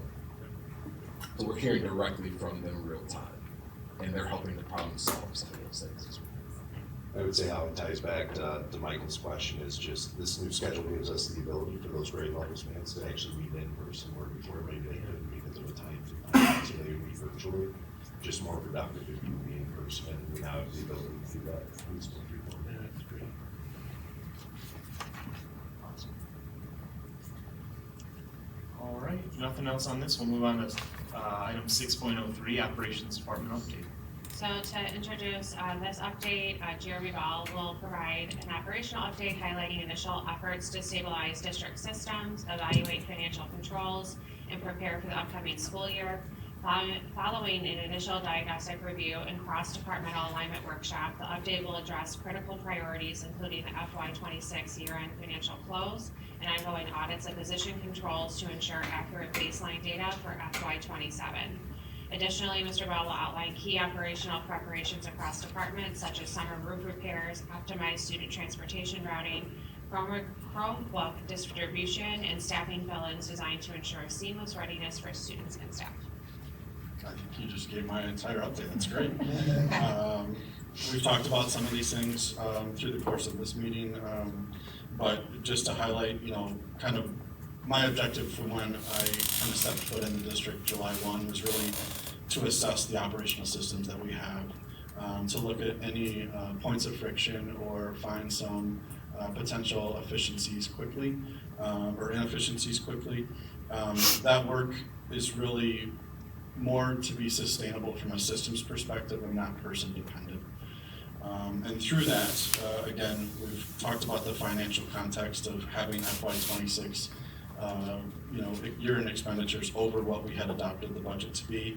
And so that's looking at some of those financial controls and some of the indicators that were there that maybe we weren't aware of until too late, right? To be able to plan for going forward. Just things like purchasing approvals and rather than those purchasing approvals going straight from that person and putting that into the system to the CSBO, and improving that is having that go through that department lead or that school lead to be able to say, hey, this makes sense, this is in the budget. Those are just simple things that don't cost any dollars for us, but allow for some accountability and just some control there from an informed position. System integrity, it's looking at the vacancies that we have, strengthening our procedures and ensuring that we're consistently meeting those reporting and operational obligations. These are things like compliance timelines and things like that. One of the things that I've learned is that we incurred multiple fees for not paying our bills on time in certain areas. And those are things that, again, don't cost us any money as long as we hit those dates. And we put the systems in place to be able to do so. So those are things that we don't want to have happen. In FY27, that increases our cost across the system. And it could be just simple as those accounts payable and making sure that we are processing all of the things that we need to in the way in which we need to. Nick alluded to even things like our insurance payment schedule, and right now it's billed out monthly. By going to a weekly payment schedule, we actually are going to potentially save $37,000 next year. So those are, again, just those quick hits, big wins for money that adds up pretty quickly. Operational alignment, obviously, all of this from a strategic perspective lines up with our district board goals around student achievement, district finances, community relations, student well-being and safety, facilities, and organizational excellence. If we look at the department in particular, I highlighted several things already about the business services department, but we have completed those FY26 year-end closes by reconciling accounts, finalizing payroll activity. Now that we have true actuals, that helps us when we budget for the FY27 rather than guessing what we think those are going to come in at. And so we have been meeting frequently, not today, several times I feel like, with Nick and Michael Andershock to be able to kind of continue to piece together that tentative budget proposal. Human resources, Nick, I'm not going to steal your thunder. If you want to quickly highlight some of the hiring event things, the FTE allocation, and even the job description audit as kind of a baseline for understanding what the people in our system do. Yeah, we just finished our last hiring event that we have scheduled yesterday. We were at Greenhouse. So again, a big thanks to Sycamore Library, the community center, and then Greenhouse for letting us come in. Again, had probably 6 or 7 people come through and sit with us. It was a different setup, so people were dispersed. If you met the Greenhouse, like on couches here, chairs there, but it was a lot of fun just being out in the community. So that's something we plan to continue, and if we end up throughout the year having a position of need, maybe implementing one on the fly. Now we've been through it, we know how to do it, so I think we could do it pretty quickly. The other thing that we just kind of started is a review of all of our positions. We're starting at central office.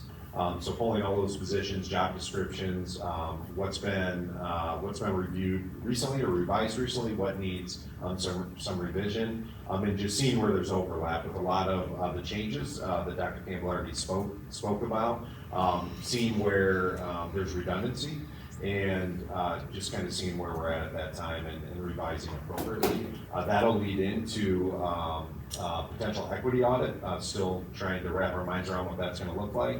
But reviewing just salaries, what are people making, and what maybe needs to be adjusted, and pulling comparables throughout the state from different resources we've had. So that's a big undertaking that we're trying to chip away at, but right now, insurance is my primary goal. That's what we're living. I'm trying to lean on Michael a little bit as the expert and others, but that needs to be the priority because there's some wins there, and hopefully bigger wins to come. And just to kind of build on that, some of the things that I've just listened to as I've come into the system is people saying, I'm not doing the job that I was hired to do, for a variety of reasons, whether that was the changes over the last 18 months, whether that was even when I was hired 3 years ago, my job description is potentially changed. So we want to make sure that people are accurately represented in the system for the work that they're doing. We want to emphasize those pieces, we want to validate how they're feeling, look at that. If there needs to be adjustments, we can make those, whether that's just, again, a bullet point, a job description, a job title, and some of those things. And then as Nick talked about, just an equity adjustment based on compensation, if that's warranted, right? And this is something that I have some experience with looking from my previous place to be able to say, this really doesn't make sense.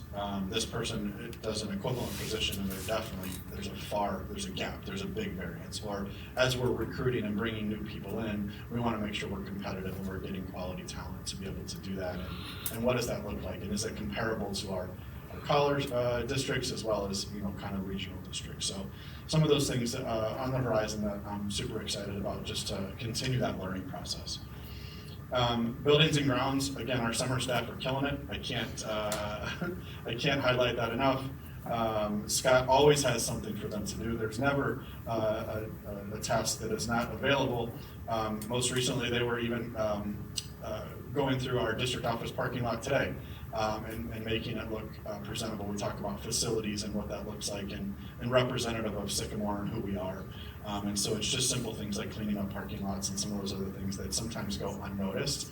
But I want to highlight and say, give a tremendous amount of appreciation, not only to our green shirts, but also to our custodial staff and the folks that have been waxing floors and getting rooms clean and are really preparing for opening day. And beyond, but specifically opening day. Being on the listservs for all of the buildings, I get all of those, and you know the building techs, the custodians are saying, hey, don't go in this hallway, or you can use this room, or if you come in now, be mindful so you can see evidence of that work that's being done across the district. Additionally, with some kind of capital projects with the Southeast Elementary roof, I believe it's concluded now. I think this is a little bit old, scheduled to conclude the week of August 3rd, but I think it's concluded now, as well as the District Administrative Center had some storm damage, and so those roof repairs have been completed now at no cost to the district because it was covered by insurance. So those are things to highlight as well.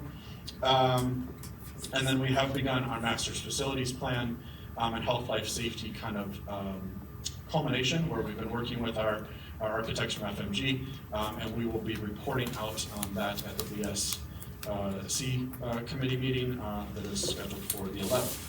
And so there will be more information. Tune into that if you would like to hear about kind of some of those things.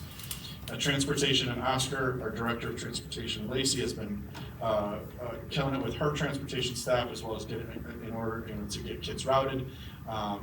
Look at those inefficiencies, make sure that we're doubling up here, kind of identifying those hazardous routes and making sure that kids have safe travel to school. Critical thing that I've highlighted is really looking at all of that outsourced special education transportation and seeing how we can bring as much of that as possible in-house without hiring multiple additional FTEs. There may be one or two that need to be considered, but again, that cost savings over the bills would be monumental. Technology, just had a meeting with the entire technology department today. They finished the refurbished Chromebooks, so those are ready to go. I just sent an email out to all of our district office staff to say, hey, we need help.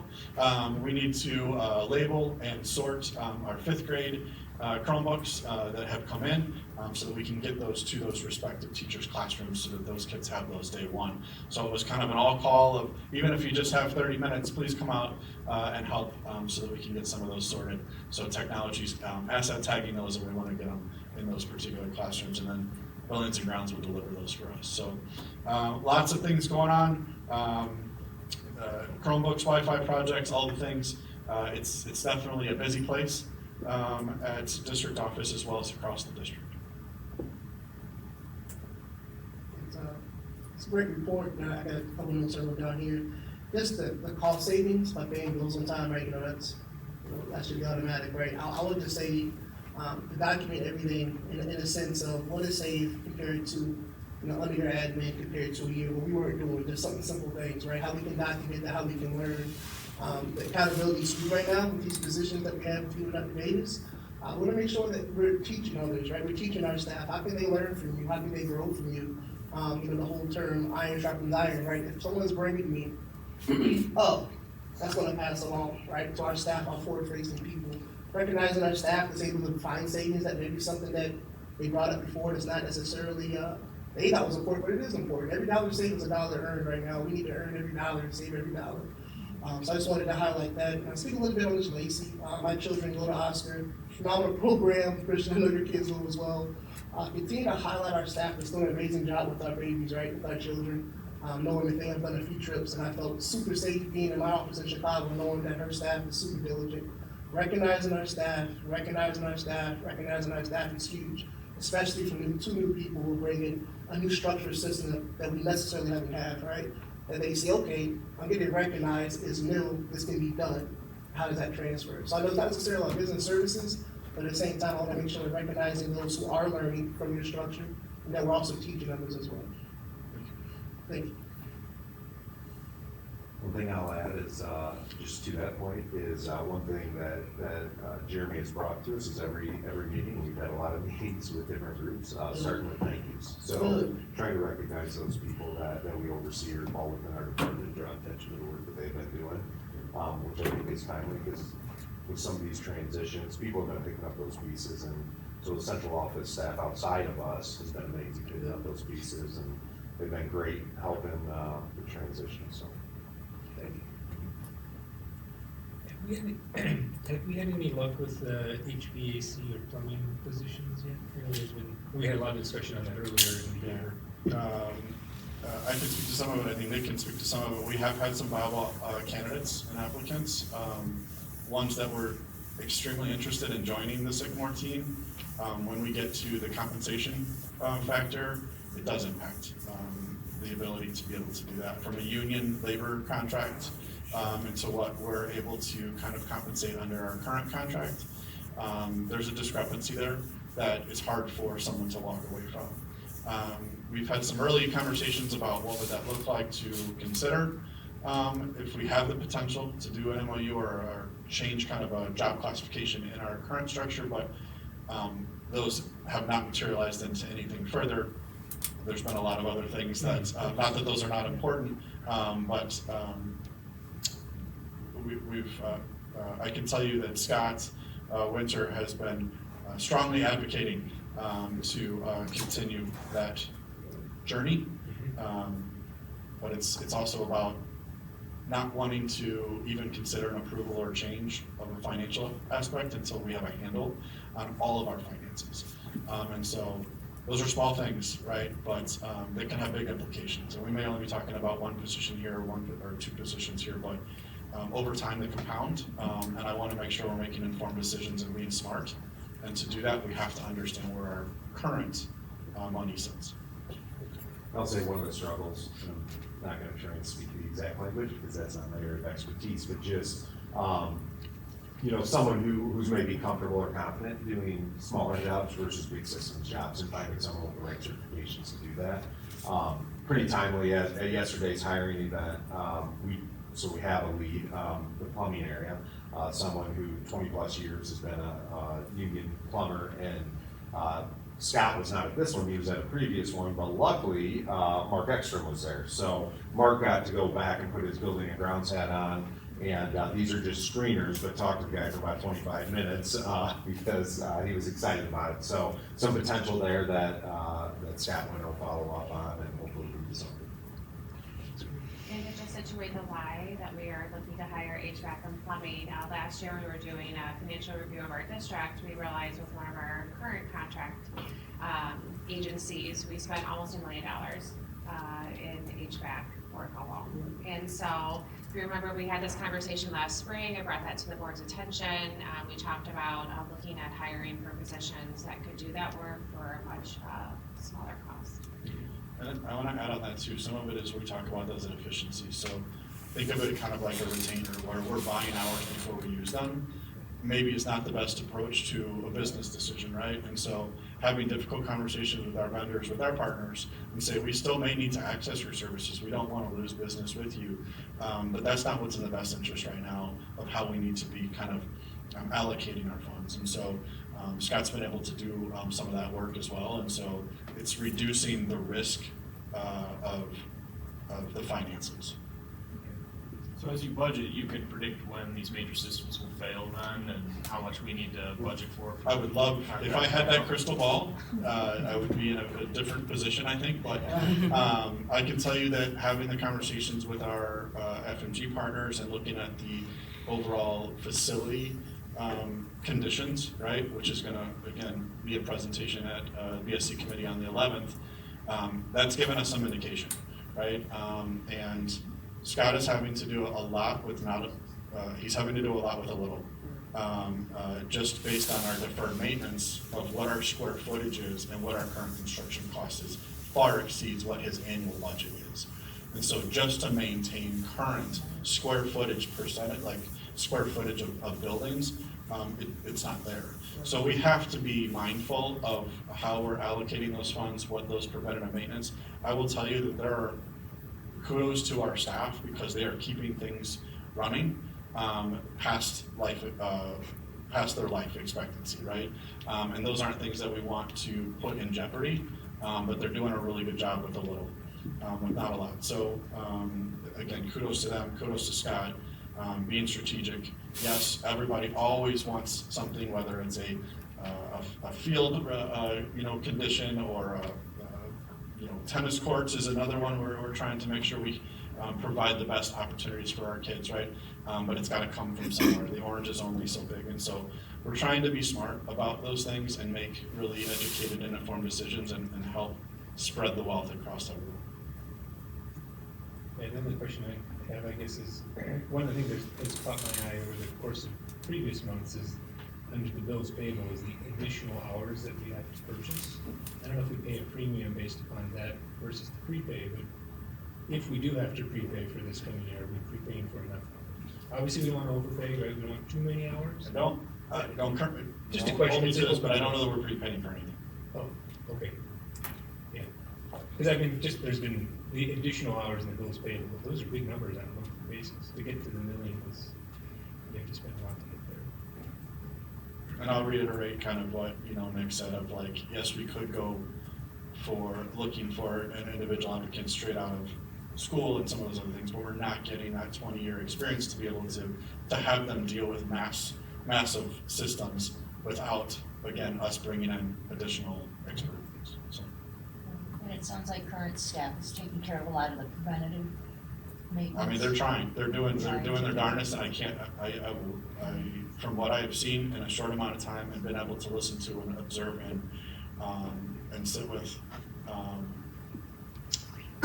they're organized, and Scott's been really on them to try and be as efficient as possible. So when we look at a health, life, safety study and we realize our buildings that are not high in those areas, that makes me feel a tremendous amount of relief because those are the priority A's that need to be corrected in the next year.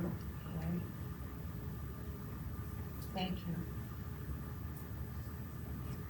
So something kind of you bring up, and it's interesting, like I think about ratios, like setting at the school report card, like our student to teacher ratio as a district is 18-1. State, and this is as of 2025, state average is 17-1.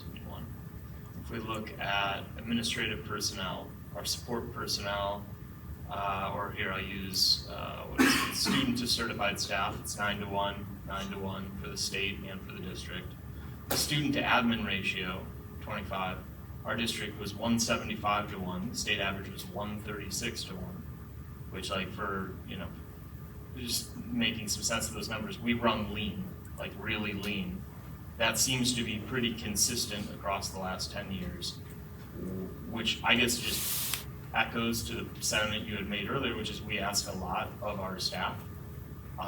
Somebody brought up like Lacey in transportation, and like I had an opportunity with several other board members to like watch a day in transportation, morning and afternoon, just one day, and it's an off day, but like, even facilities and grounds, and we're not going to sit here and pretend to know what all these people do every single day, but I can tell you from my line of sight, they're working very, very hard, and we ask a ton of them. And I think the interesting implications of that are, when you talk about, well, if we do some of these things, we can, I think of the expression, you could be penny wise and dollar foolish. So you can say, oh, well, we really don't want to have a lot of people. And we'll save money because we're not paying for these people, but then you wind up contracting out a ton of support services and it costs you more. Or contracting out on, HVAC and it costs you more. And so if we can be diligent at a high level as a board and say, well, it's not just, no, we don't want more people, we want to spend less. It's, we want to reward the right people and we want to spend well. So we serve students. And I think that, people should pay close attention to those ratios because Sycamore runs lean and we ask a lot of our staff, and that comes at a cost, and that gets represented in budget deficits, in missed opportunities, in grants. And so I guess I hope as you go through this process, as you've identified, find more wins, find more places where we're being penny wise and dollar foolish and we're asking a lot out of people and not giving them the resources and support they need to produce. That's what I hope can come from this. It sounds like you're hitting on that. Nick, I know you talked about filling positions that have gone contracted out before. I think that's great. And like the more you guys can keep on sharing with the board the pain points, hey, this is what we're seeing. These are the realistic, again, it's hard conversations. These are problems. We don't want to talk about them because we want to say everything's going really well. But when in reality you have people who are burning the candle at both ends, Right. and it ultimately it hurts them and it hurts us. So I'm excited at this. I like that you start things off with thank yous, but I hope that can also percolate into us being more cognizant as a board about how we can support every one of our staff in the jobs they do. So good things on that. Thanks. Anything else on the COO update? All right, we'll move on to board goals progress update. Anything on board goals progress? So it's been a whole, not even a month. Yes, so we have additional updates to share with you. You will also see in all of our contracts for consideration for board approval, how our goals as superintendent, chief academic officer, assistant superintendent of human resources, chief operating officer, our goals align to the district board goals and actionable things that we are committed to tackling this year. You've heard different references of that in our updates today. And that's one of the things I wanted to share with you. We plan to do a quarterly update on our progress toward our board goals in October. So some of the work that you've heard mentioned already was school improvement planning over the summer. We just finished up with secondary leaders where they were unpacking the board goals, and that is something that we continue to do in spaces, right? We talk about our mission, our vision, what are we aiming for this year, and then we start talking about how do you see yourself in these board goals, how can we create actionable steps to make this a reality this year, not just with our building leaders, but also with our departments at the district level. There have been many efforts led by Jeremy and Maurice with their departments about unpacking the district board goals and coming up with strategic deliverables by year end that we'd like to provide an update on. So earlier you heard about September 22nd being our learning and teaching board committee meeting where you'll hear updates on our school improvement goals. For our different schools, they will be represented by a principal and a teacher representative. I talked a lot about how we do life with, not to, and that's a great example of how, again, to Alex's question earlier, how are we inviting teachers into the conversation? You will see that in how they even present that to the Learning and Teaching Committee, their school improvement goals, as well as sharing that with the board later in the fall. So we also have updated our website, as I talked about our last board meeting, with our board goals, with drop downs. We will continue to keep that updated throughout the year to keep us accountable to the things that we say matter as a district, but also to continue to share that progress with the community. Thank you. Question, how are we gonna take the deliverables either from the contracts or deliverables that are made and integrate them into what's on the website? Like, what's the plan to finalize the public-facing deliverables that we continually measure as a board? So in October, that's the plan, is to be able to show how that is going to be seen across the system and then interface with the website. So we'll have a presentation for you. That includes the deliverables? Yes, Yeah, yes, okay, it's okay. absolutely, Yeah, that is so what we're that is the emphasizing. presentation. Okay, gotcha, sorry. Anything else on the board goals? Good question.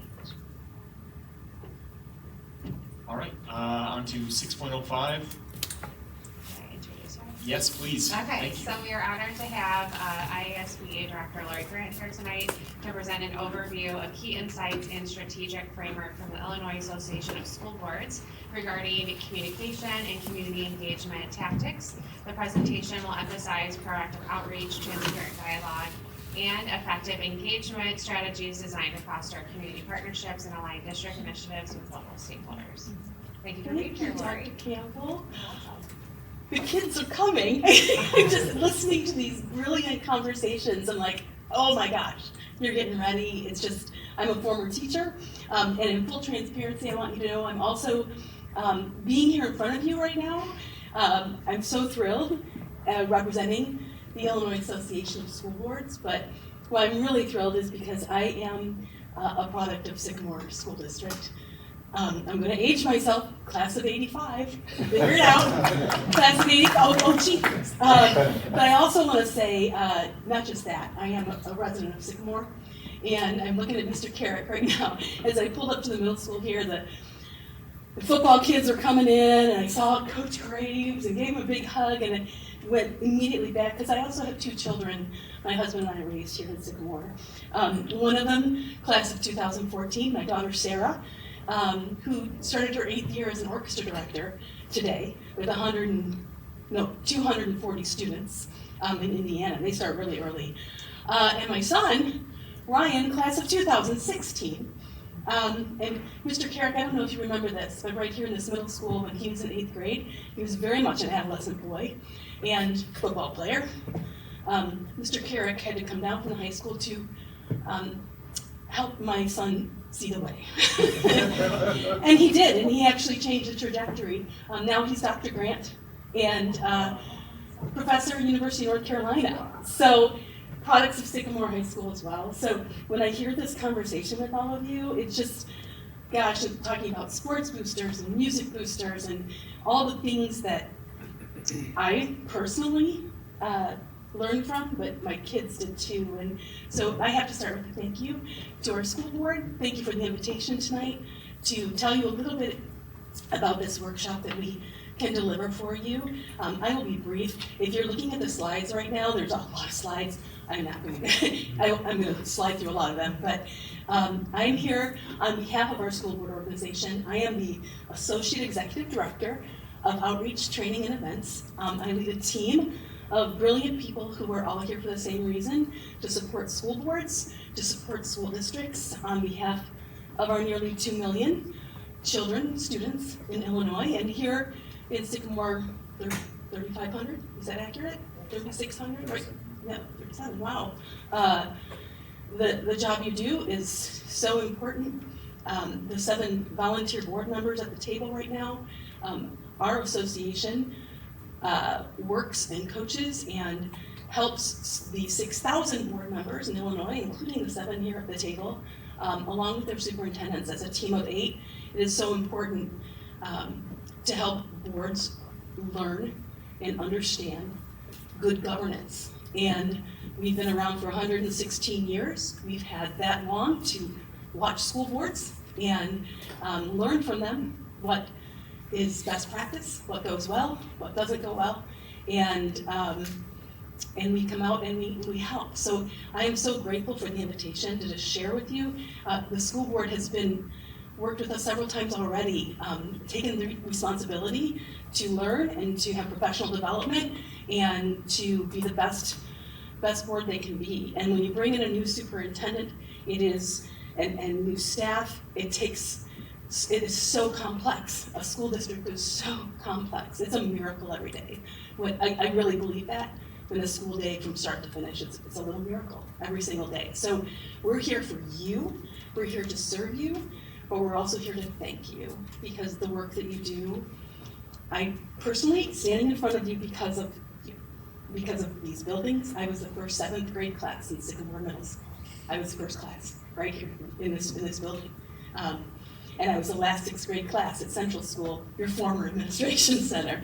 So it's deep for me, but it's deep not just for Sycamore, it's deep for Illinois and for the nation, for our public schools. So what I'm here to talk to you about, I'm hoping I can get this to work, yes, is a workshop that we do. It's community engagement, and the official title of it is Communication and Community Engagement Tactics. And it is an opportunity for the school board, if you choose to do this work, it's about a 3-hour workshop. We come together and facilitate the workshop around the work that you wish to do as a board to better engage with your community. And one of the key principles of effective governance, we have 6 principles of effective governance we've developed, is the second one, connecting with the community. And what many districts think they do so well is, well, we do connect with the community. We send so much out. We have amazing newsletters. We have a fantastic website. We have, our rooms are full at our board meetings. That's information out. It's community engagement is what information are you getting back from your community? What work are you doing to ensure that every voice is heard from your constituents? That the students, the staff, me, your taxpayer, are heard and you're doing right by your community. So this is an opportunity, if you choose, to work together. We will come in and have just an incredible conversation around the work that you wish to do now, the work you're already doing, the work you want to do in the future, and strategies in order to better engage with your community and hear back from your community. I know you're already doing many great things. I personally witness them and see them, but there's so much room for growth. So I'm gonna just tell you the quick overview of the workshop. It's in 4 parts. The first part is defining what your goals for engagement are. And it's different for every district. Local control in Illinois. Does anyone know how many districts there are in Illinois, school districts? 853. So close, 849 school districts. So nearly 6,000 school board members. And each community is unique. There's a lot of things that are the same, but many things are different, depending on how large the district is, and how rural, if it's urban or suburban. Sycamore is no different. You have your own unique community and different problems to solve. So the first thing we do is we discuss the problem that we want to solve. Why are we having this discussion? What are some gaps that you have seen or have been told to you from your community that you want to address as a school board? And this can also include your cabinet. It can include outside stakeholders as well. Commonly, it's the board and superintendent team, but it can be others as well. Then we talk about, first we just figure out the why, and then we talk about external content. So many of you are familiar with a SWOT exercise: strength, weakness, opportunity, threat. We actually go a little deeper than that, and we do something that's called a PESTLE, or PEST for short. And the P stands for political. What's our political situation? This is something that's new that school boards are managing and school districts are managing. Politics. And we're real about it. Let's talk about it. Is it something that we need to be able to address? The E stands for economic factors. I've heard a lot of discussion about operations and budgets, and we all know that economics and our government, all of those decisions that are being made that we often have no control over, we talk about that. The S, social cultural influences, technological advancement, legal mandates. You have so many mandates. The policy, how thick is press policy right now? It's about this. And there's more coming, I'm sure. And then environmental elements. So we do a deep dive during this time to discuss what are the things in this community, in Sycamore community, around these different elements and how can we address them. We talk about the different constituencies, audiences, stakeholders, unanticipated publics, folks that maybe don't even know where Sycamore is, but they're zooming in and they're watching and they have an interest in what we do. We talk about all those things and how we want to address them. We talk about the communication that you're currently doing, and is it working? Is there more that we can do to not just get information out, but especially get information back from all parts of your community? And then it's the heavy part of this, the heavy lift of this is coming up with the strategies and the tactics that the board decides they want to do to go forth and deliver community engagement in a bigger, energized, and relevant way that the community can see, can understand. And those tactics, we have a lot of them. You choose a few of them. You can't do all of them. You're volunteers. But obviously board meetings and workshops are one place. You can invite outside stakeholders. We have goal setting workshops. Was your goal setting just the board, or was it? That was, yeah, community, right? Spotlight stories, board learning walks. That is just a brilliant thing. I don't know if you do that currently. Do you do board learning walks? Excellent opportunity. A board member and the superintendent, board member and the principal get to walk through the school, just hang out, not evaluate, none of that thing, stick to good governance, but it's a great opportunity to get out in the schools. School event engagement, of course, opening day, the football games, and all the great things, but there's a whole lot that we have discovered that boards can do that you maybe haven't thought about. So at the end of the workshop, we talk about the tactics. We have a deliverable of assigning board members to each of these, including the superintendent, perhaps including the cabinet and the admin team, and then we go from there. So that's a very quick overview of this workshop, but what questions do you have for me? I'm still trying to figure out exactly what the output is.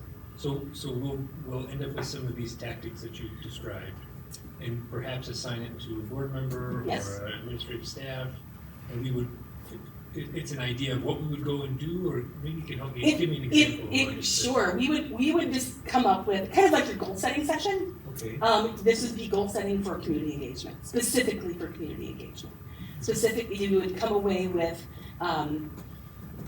perhaps specific goals with deadlines, specific, measurable, or if you don't think you need to go that far, it is a schedule of September, board member will attend this. We literally take your school calendar and all of the events in your calendar. What can we do to engage with your community? Can we set up a table at the open house of this? Have you done that yet, school board? Where you have a school board table at an open house? Little things like that. To introduce yourself. Yes. All at a town hall. Town halls, great, and town halls are great if people show up. That's the problem. Right. Is that's the hard issue, in my opinion. Yeah. Is we're trying to host it. How do we get the people to come? Is what. That's the point of this exercise. Is you go to them. Right. You don't wait for them to come to you. Yeah. And I think that, and I know that sounds so basic, and hey, workshop over, we got it, okay. Look at the calendar, I'll go here. But really, there are so many opportunities for you to go to them. But you have to be very strategic about it because, again, you are volunteers. You work full-time. This is a volunteer position, elected position, but you can spread the wealth in many ways. But the key is to go to them, truly. Because your community is so busy too. One of the examples you have is hold coffee on your corner meetings with stakeholders. Can you help me understand what that looks like? Sure. Yeah. Hey, community, I'm going to be at Starbucks. I'm going to be, this day, this time, come chat with me. And you show up. Now, again, will they? They're getting drop their kids off at school. Those that can work. But it's maybe if a PTO is already having a coffee, you go to that coffee. So there's all kinds, and you can see the slides there. And I want to also let you know that the slides that I've shared with you are a tiny portion of this. And there's a lot of deliverable printables that we work through, and some charts and graphs and all the kinds of things. But like the student board member, like we're gonna hopefully have a student board member I'm so at the next one. Do you think there, on some level, will there be an opportunity to diagnose our current practices against best practices and then fill in the gaps too? That's a part of this workshop. That's the first. I'm sorry, I glanced through it because I looked at your agenda and you still have a long way to go, so I didn't want to take up too much of your time. But the first part of that workshop is that PESTLE exercise is to address where are we now? Okay. What's the current status? Where do we want to go? How are we going to get there? Where are we? Where do we want to go? How will we do it? And that's where the tactics piece comes in. The coffee corners. Gotcha. Yeah. Sounds like a worthwhile exercise.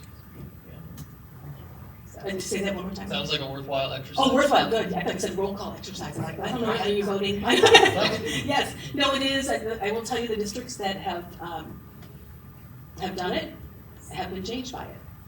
And they're, because it is so hard for your community to come to a meeting especially when school starts, when they're trying to get their kids to soccer, football practice. And, this is the hardest of all these when we go through the principles of effective governance and we talk with boards, and this piece, community engagement, is always the greatest struggle that boards deal with. It's universal. It really is. I would say 95% of the boards I've worked with over the past 7 years, which has been a lot of boards, it's community engagement, because it's hearing information back from your community because you want to. It's finding ways to do it, and it's often getting you get the same community members, and you want to hear from every corner. One example, they went to one of the retirement homes. I'll tell you what, they ended up spending hours and hours at that retirement home because those folks wouldn't let that person go. They had so many questions. And then they invited them to lunch. And they pay taxes, right? They are your community members. They pay taxes. And it ended up turning into, now they are on the monthly agenda at the event of this retirement home. The school board member of the month comes and chats with these folks. So, yeah. Well, first I just want to say, Lori, thanks for being here on such short notice too. I know, of course, you're in the community and I know you've got a lot. So, I for one think this is a great exercise, I think, for our board, if nothing else, to identify what we're doing well, what we can improve on. Right. Not to, spend your time for you. I know you guys already are volunteering and being here. I know another 3-hour workshop on top of that is more on your plate. So, where we fit this into our schedule is a different conversation. But I do think, just from a communication standpoint, if we want to continue to improve, we have to take steps, and I think that this is a formal way to do it. So it's just my sentiment on it. Thank you for sharing, Lori. And as far as questions go, this is super, I think is more detailed than I would have ever expected on just like a preview of this, and it is a testament to, I think, you're plugged to the community. So thank you for coming out and sharing this.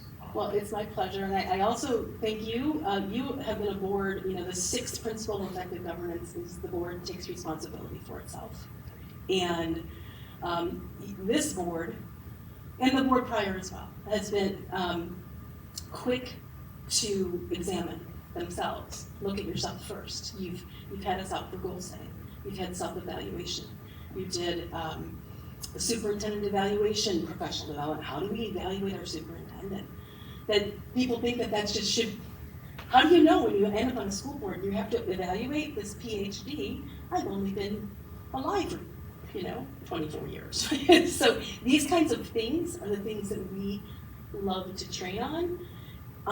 Not all boards bring us in, but Sycamore has. And that is a testament to you, because it is more time that you are giving to improve and for your professional development. So thank you for your time, for all of you, and thank you for all you do. And I hope the first day goes really, really great.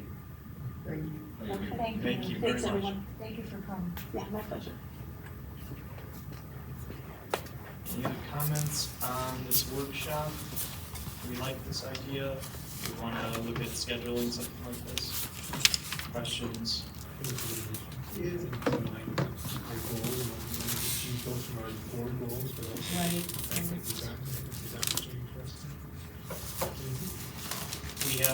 We have a workshop slated for our annual calendar already, so this would, I assume this would be taking that place, or would we want this to be in addition to? That's what I'm trying to pull up here. Normally we would do a workshop in January and maybe one in October. has varied in the past. I'm trying to pull up the calendar document, sorry. I know, seriously. I can keep looking for it if you want it. Okay, yeah, so, here we go, I got it. So if we look at October, we're talking, I mean, it's pretty tight, but we should be able to, we have one slated for March, one slated for January. And the one slated for January is self-evaluation and governance. The one slated for March is miscellaneous. We last used the March one for like new board orientation. So we could use the March workshop spot and move up the timetable on this. I don't know if we want to wait until March. No, I don't think so. A Saturday maybe. It's 4 hours. I think it's just 3 hours. I heard 3. That's not making more than. Yeah, we could probably. You know what? That's actually not a bad idea. Is we move the self-evaluation to March. We could do the communications in. Well, do we want to? We just not do a January workshop and move that workshop. Do we want to do it sooner than later? So we're going to start. mentioning October? I was thinking October because I was trying to see our calendar, and I think it would be helpful for us because we have all the, these. well, we only have 7 meetings this month, so I figured, we could look at it. Are you looking for the listening tour, Rob? Yeah, so I'm looking for, it's under all my papers, but, yeah, because we're having the listening tour schedule, I think it'd be helpful for us to have the workshop. For communication, when we're doing listening tours, which both seem to go together pretty well. Yeah. So do we want to try to schedule this now? Do we want to talk about this end of August? Revisit it then? Because Do you have dates available in October? you talking to me? Yeah, we got dates in October. Yeah, October we have a regular meeting on the 27th. That's the only meeting in October. BSC. And then BSC has an October 13th meeting. So October is light, September also 2 meetings, regular and a learning and teaching. November is a little heavier because we also have a policy meeting, so I think we should shy away from November. So September or October, I think, are our windows. Yeah, we have the conference too in November as well. Yeah, I know, November's busy, so a lot of school board, hoorah. So do you guys think September, a Tuesday in September? Yeah, what about the third Tuesday? That would be the one, right? That would be the one. That would be the third Tuesday. Tuesdays are typically best for me Third because Tuesday in September is technology. No, is it? Am I saying something? No. It's the, yeah, it is. It's the, it would be September 22nd, and then.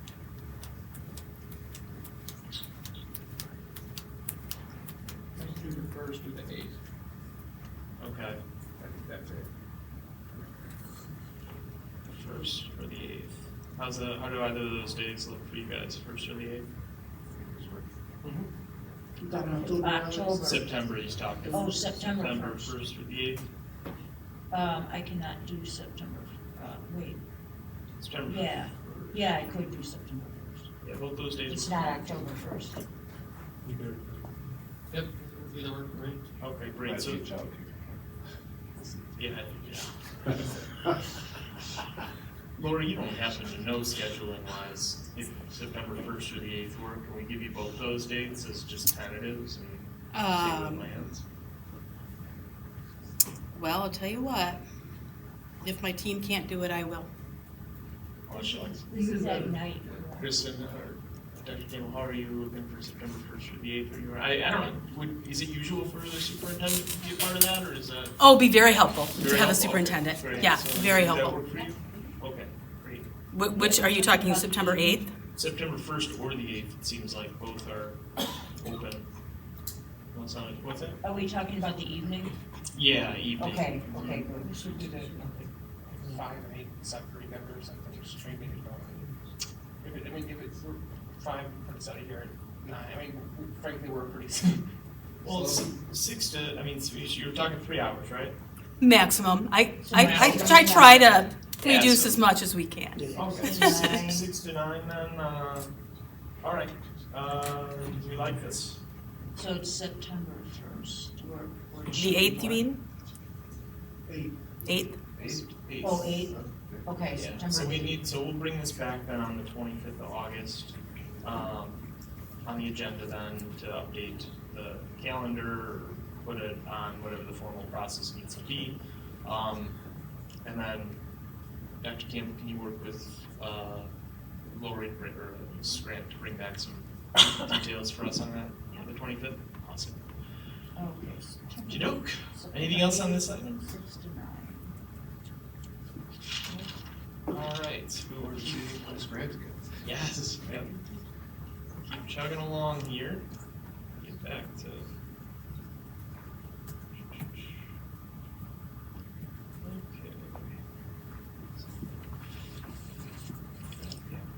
All right. So, board committee reports, I'm just gonna run through, I don't know a lot has happened since I was scheduling wise, I don't think there's much here, but I'll just touch on it. So teaching and learning, any updates? No update, just upcoming meeting. Okay, business services, any update? Yeah, just speak, I mean, we've talked about this a little bit at this meeting, but we have an upcoming meeting in a week. It'll have quite a few of its regular standing sort of financial update items on it. But the 2 big items are going to be a look at the tentative budget, so that'll be very important, as well as a look at the 5-year facilities plan, which is going to be awesome. About a year and a half ago, when I got on the board, and even before that, I made it a goal of mine to try to get a 5-year facilities roadmap off the ground. It's taken a really long time, but I think that we're going to be able to see what we need to spend and when we're going to spend it, something along those lines. Is that what we can expect? Yes. And it is true that we had a facility plan document created in October of '24. If you take a look at that, I'll be sorely disappointed if that's what we get on August 11th, because while that's got some great information, it's too broad and it's too big. So if you look at it, it's essentially a list of buildings and charges. And if you look at the high school, it needs $33 million, and if you add it all up, it's something like $50 million. But it's very, very broad. It doesn't tell you why, how, or when. And I think it's really, really important to the community to see why, how, and when. And additionally, we're going to get health and life safety information that shows which of these things are, what do they say, priority A? I think that's the wording. Which of these things are going to be, the real things that need to get done, and how and when. So August 11th is going to be a great day, which we finally, I think, can, with a lot of transparency, show the community kind of where the facilities are at and where we're headed. Am I over-promising? The how and when, I think is still, needs to be continued to problem solve right there. Based on the information that is currently exists, as well as categorizing this as priority 1 and priority A. Those are the things that priority 1 is how we would rate the overall system for things that need to get done in the next 5 years, pending catastrophic failure. And priority A are those health, life, safety components that need to be done within the next 12 months. So we'll look at both of those broken out by cost, by building, indicating specifically with visuals where those exist in our current footprint, and then understanding what our options are for deliverables, right? And that's part of why PTMA is going to be there to present also what a potential funding allocation could look like from a variety of different ways. So we can't get to the how and when until we figure out we have the what, right, that you're going to hear about, and then what are our options for accomplishing the how and when. Okay, so this is our first step on getting to the how and the when. And I think part of it, from what I've heard and listened to, is that there have been multiple aspects of a facility conditions assessment. I'm hopeful then that this is going to be that jumping off point to have that how and when materialize. Great. Funny, whoever came up with priority 1 and priority A, I know it's not in district, it's just like, wow, that, talk about confusing. But something I learned too with the facilities, like planning piece and how they lay this out, especially with like the 10-year health life safety, is like priority 1, 2, 3, and 4 is not a gradient scale of best to worst. So like, and I think we'll talk about this more, but like priority 4 is just a classification, and priority 1 is like a sense of urgency, and then there's an A, B, and C, which is like a separate gradient scale of tiers. So like, made by engineers for engineers, I don't know. But if we could figure out a way to, I don't know, like transpose this or somehow make this in a usable document where the community and the board can really get our head around it. I think one of the things costed was like redoing a parking lot. Like and that was in one of the reports, and it was like added on to the list of millions was like repaving something. And it's like, if you do that when you have asbestos in XYZ, just examples. But okay, cool. So good things. Man, policy. Alex, got anything? Nope. We'll meet on August 21st. 24th. Okay. Whatever the Tuesday is. I'll double check. 22nd. No, the Monday. I'm really off with my. Yeah, it's Monday the 24th. Monday the 24th. Okay, thank you. Great. Parent-teacher advisory, behavioral intervention. We met last night, had a very good discussion on the handbooks, on cell phone usage within the schools in light of Illinois law, and also we've been already doing a really good job with that. We had a good conversation about staff and communication and how that's utilized. Kristen touched on that already, and we have some recommendations coming for you at the next meeting, which will be in our packets. Beth, you had something to on Well, behavioral it was just intervention? that, I was thinking later, regarding cell phone use, and we talked about the watches and everything, and then I was thinking about Oura rings. Like, I don't know a lot about them. Do they have access to the internet? Because that was never mentioned. This is, something that we didn't talk about, but I was thinking about it after I left the meeting. We can certainly discuss it at our next meeting. Yeah. It could be relevant to what we're talking about. I don't know if it is, because I don't know that Someone much brought about up smart them. glasses. I was sitting there, they're like, yeah, Oh, smart. yeah, Like, it's funny, smart the list of glasses. accessories gets longer and longer. I guess that is, is that something, I don't know how prevalent Oura rings or smart glasses are among teens.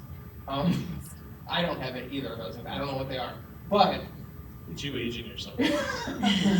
But, is that something that we think would need to be implemented in policy or at the handbooks? Like, is this a serious problem, students using smart glasses to? I think it's a conversation with the administration about if they're seeing that, and if they are, then how do we crosswalk that to the handbook, which is. Okay, I guess I wouldn't want to slow down the process if it really is a problem, it needs to be have a solution implemented. Next week, have the PTACs, have to wait for another PTAC, is my only concern. If it is if it is a significant problem. I doubt it is, but I just don't know. It's just something that crossed my mind, because it was one of the only devices I think that wasn't brought up. I think what we run into is you can't list every single possible thing, like in a handbook. Some new thing will come out. There's usually some overarching clause that encompasses everything, so you try and hit on the things that are prevalent, but it would be impossible to list every single technological device that our students use. So we have to be careful of going down that road. Cover it with wearable technology. Yeah. It's kind of a blanket umbrella for anything that can be utilized. High school had some really good clauses from there, so. Good stuff. Anything else on that? On the board representative update, need anything on planning and zoning? David, postpone the meetings like crazy, so hopefully we can be back at it in September. We got small changes in the community, but last 2 weeks postponed. Yes. You guys good at the one part, planning, right? I didn't mention, because I realized another thing about SEF last time and I didn't make it to the meeting due to a family emergency, but did they approve any more grants, or what did happen? No, they were planning for the Alumni Hall of Fame event in September. So there was a lot of conversation around that. They're giving each other updates on their investments, kind of their desire to continue to spread the word around the foundation and what they do to support students and teachers. And as Popovic and myself were able to attend, which was great, and Lauren actually meets with our foundation on a monthly basis as like a continual check-in and to continue the conversation. So we're making efforts on the foundation level of the district. Okay, great. Thank you. Any other board representative updates?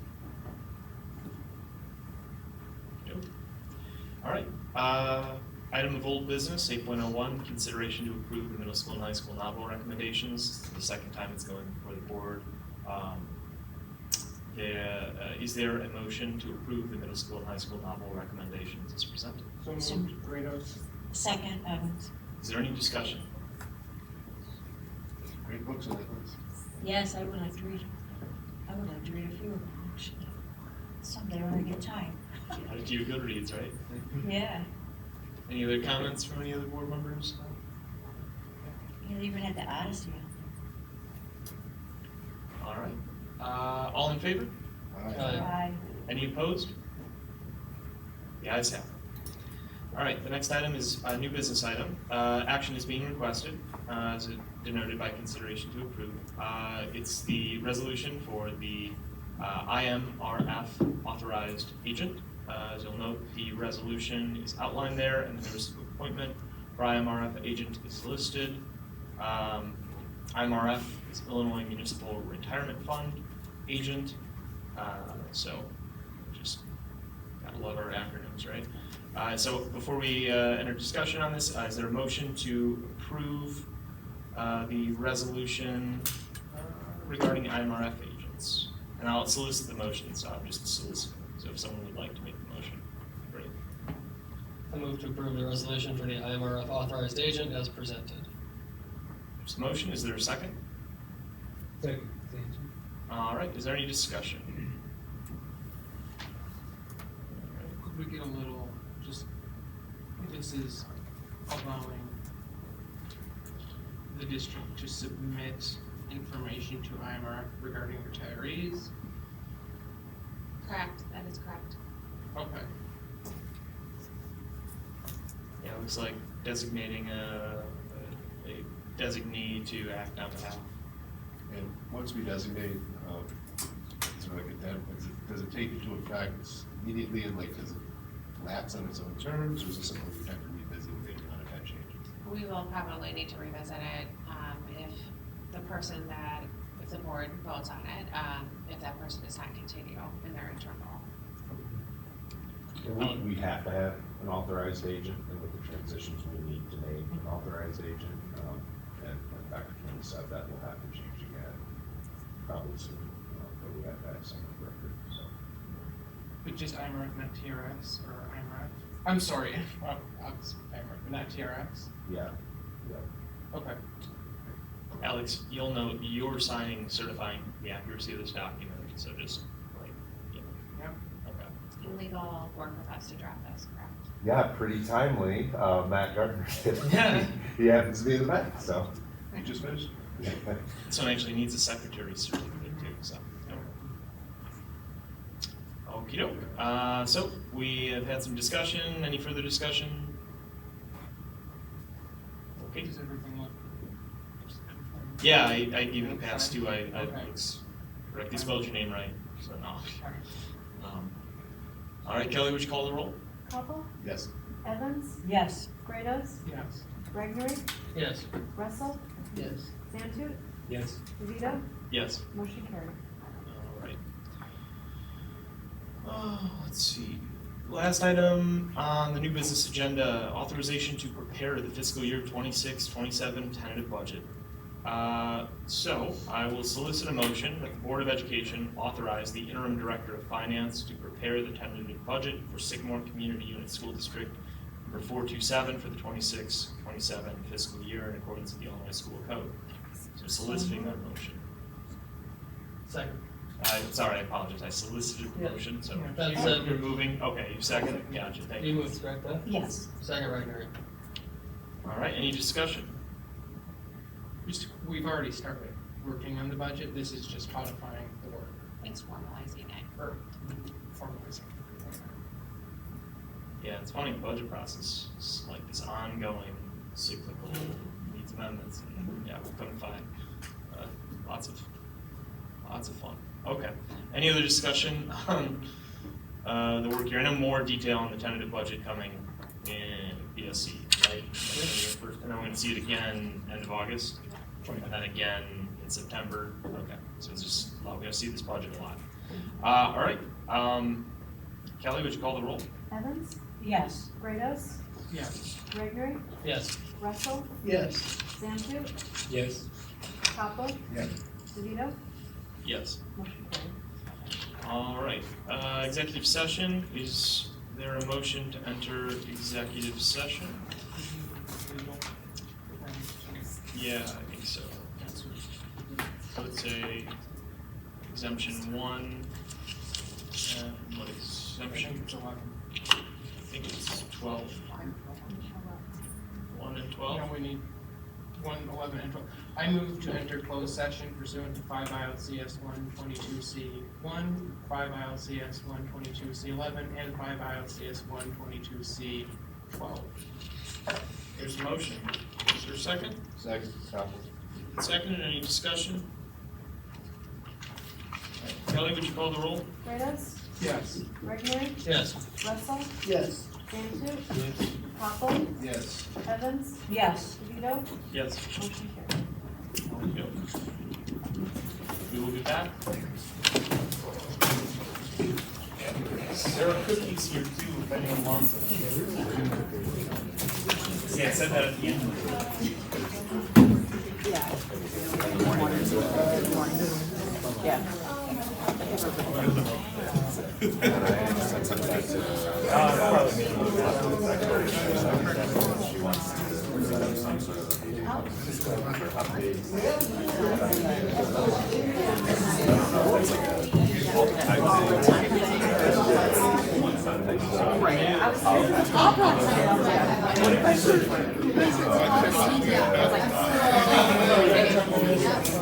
Talk to Ryan.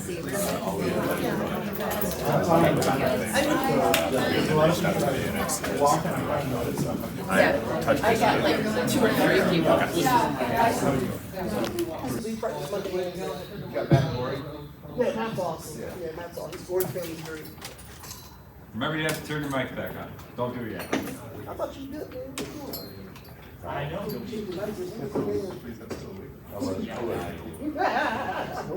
No, I'll get the middle of the night shift. He's been watching. Charlie watches. My son's going to go on the lab and take a nap and like they do it. My boy,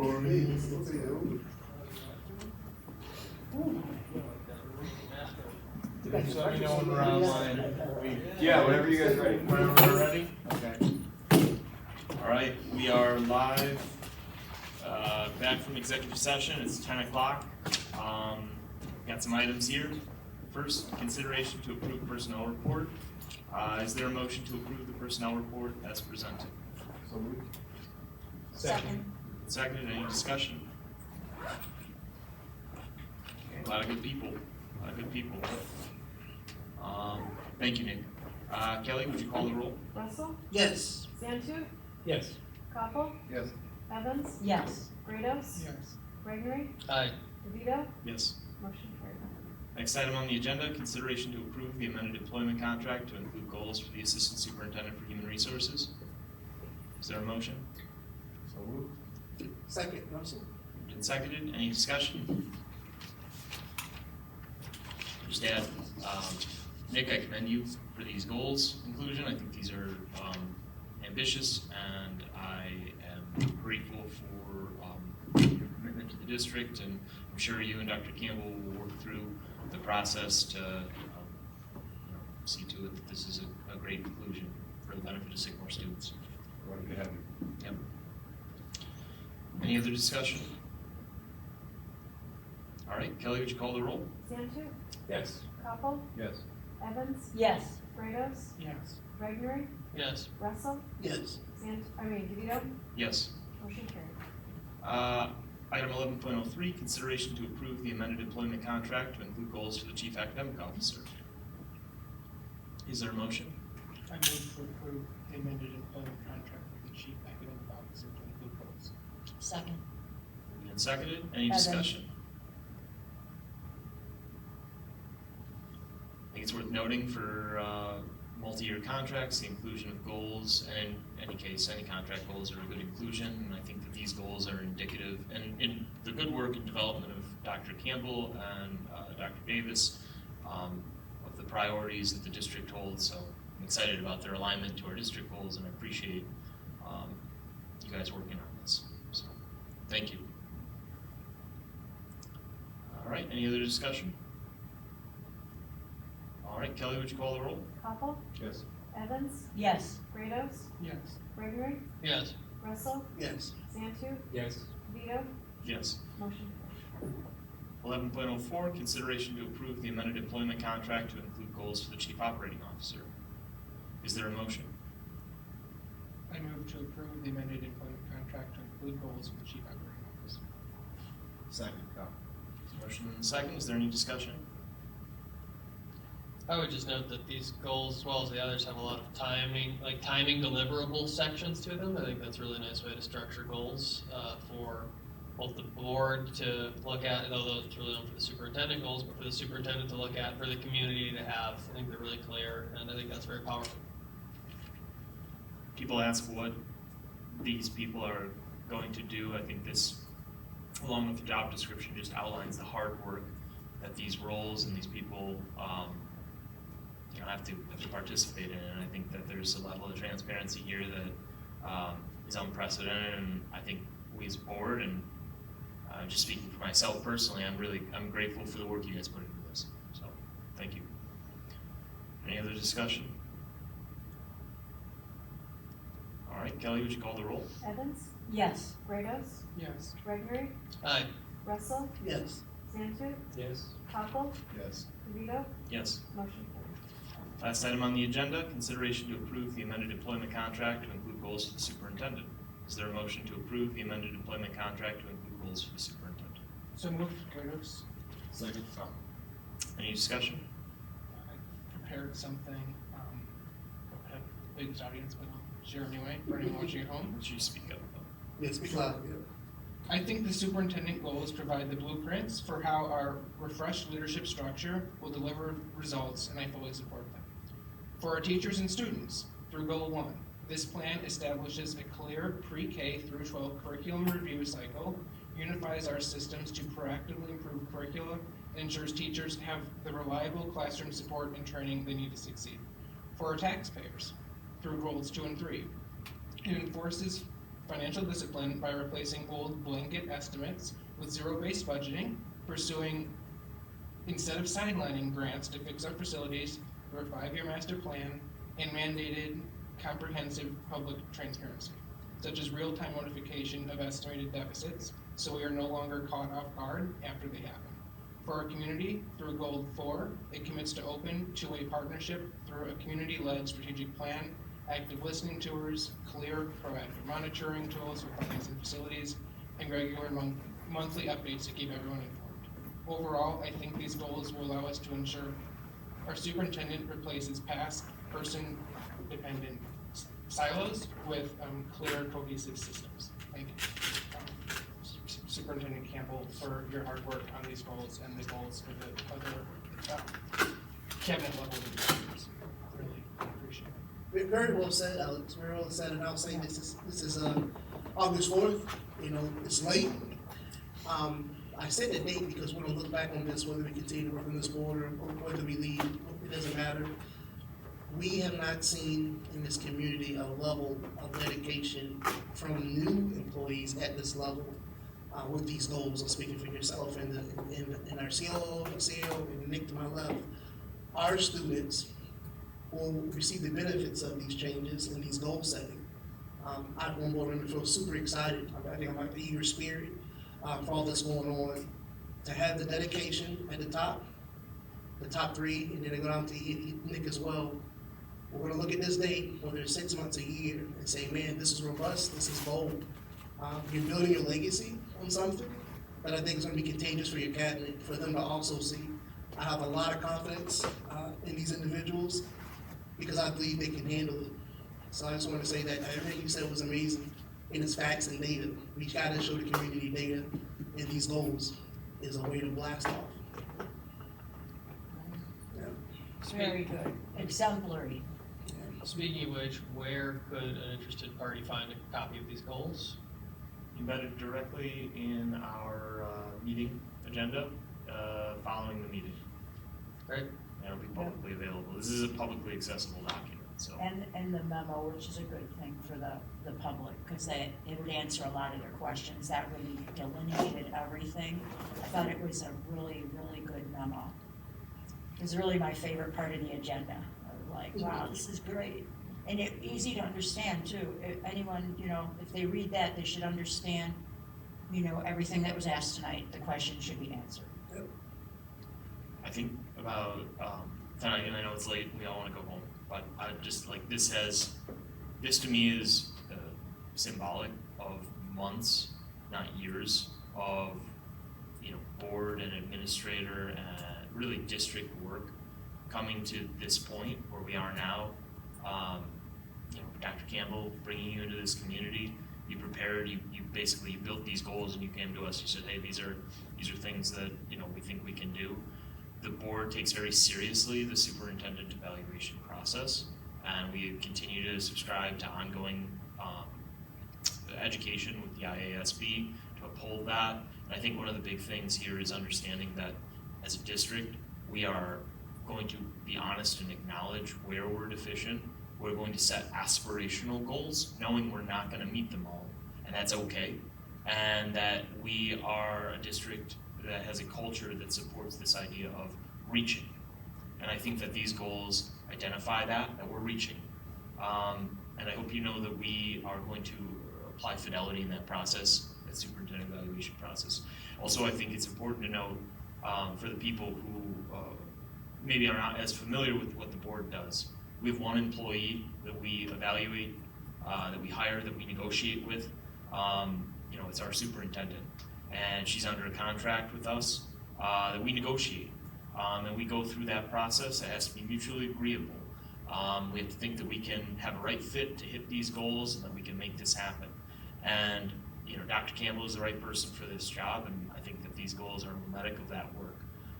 Months-long superintendent search, diagnostic reviews, and then ultimately these self-imposed standards that you're bringing to us that we've agreed to and or hopefully will agree to match that process. So thank you. Any other comments on this? Okay, Kelly, would you call the roll? Graves? Yes. Gregory? Aye. Russell? Yes. Santu? Yes. Koppel? Yes. Evans? Yes. DeVito? Yes. Motion carried. All right, this meeting stands adjourned. Everyone have a Are good we night. good, Rich? See us? Can we just say later? Yep. I'll see you Thursday. Oh, is that not? We can strike that. No, I'm Yeah, not opposed. I just No, wanted to I thought that was the same thing we did in October. Which was we just I had hope I lump can sum get all that. three of the last. I know, and I can't do a job, My PTO day is what we're doing. Oh, that's her. What? You mean like we'll say in the oh, to take a nap during the day. Oh, you're so funny. When I get sleepy, outside, I'm like, no way. So, yeah, we did quarterly board bills, so we just had the July bills payable. I heard of people that have done that, like, Yeah. you know, I've Did all the same. I've never done that. I've never Just done it listed them though. all. Here's the other one. You just pop, well, they've all been out before. I feel like. You just load them all into one spot. Because the doesn't necessarily come, one is nice to have them all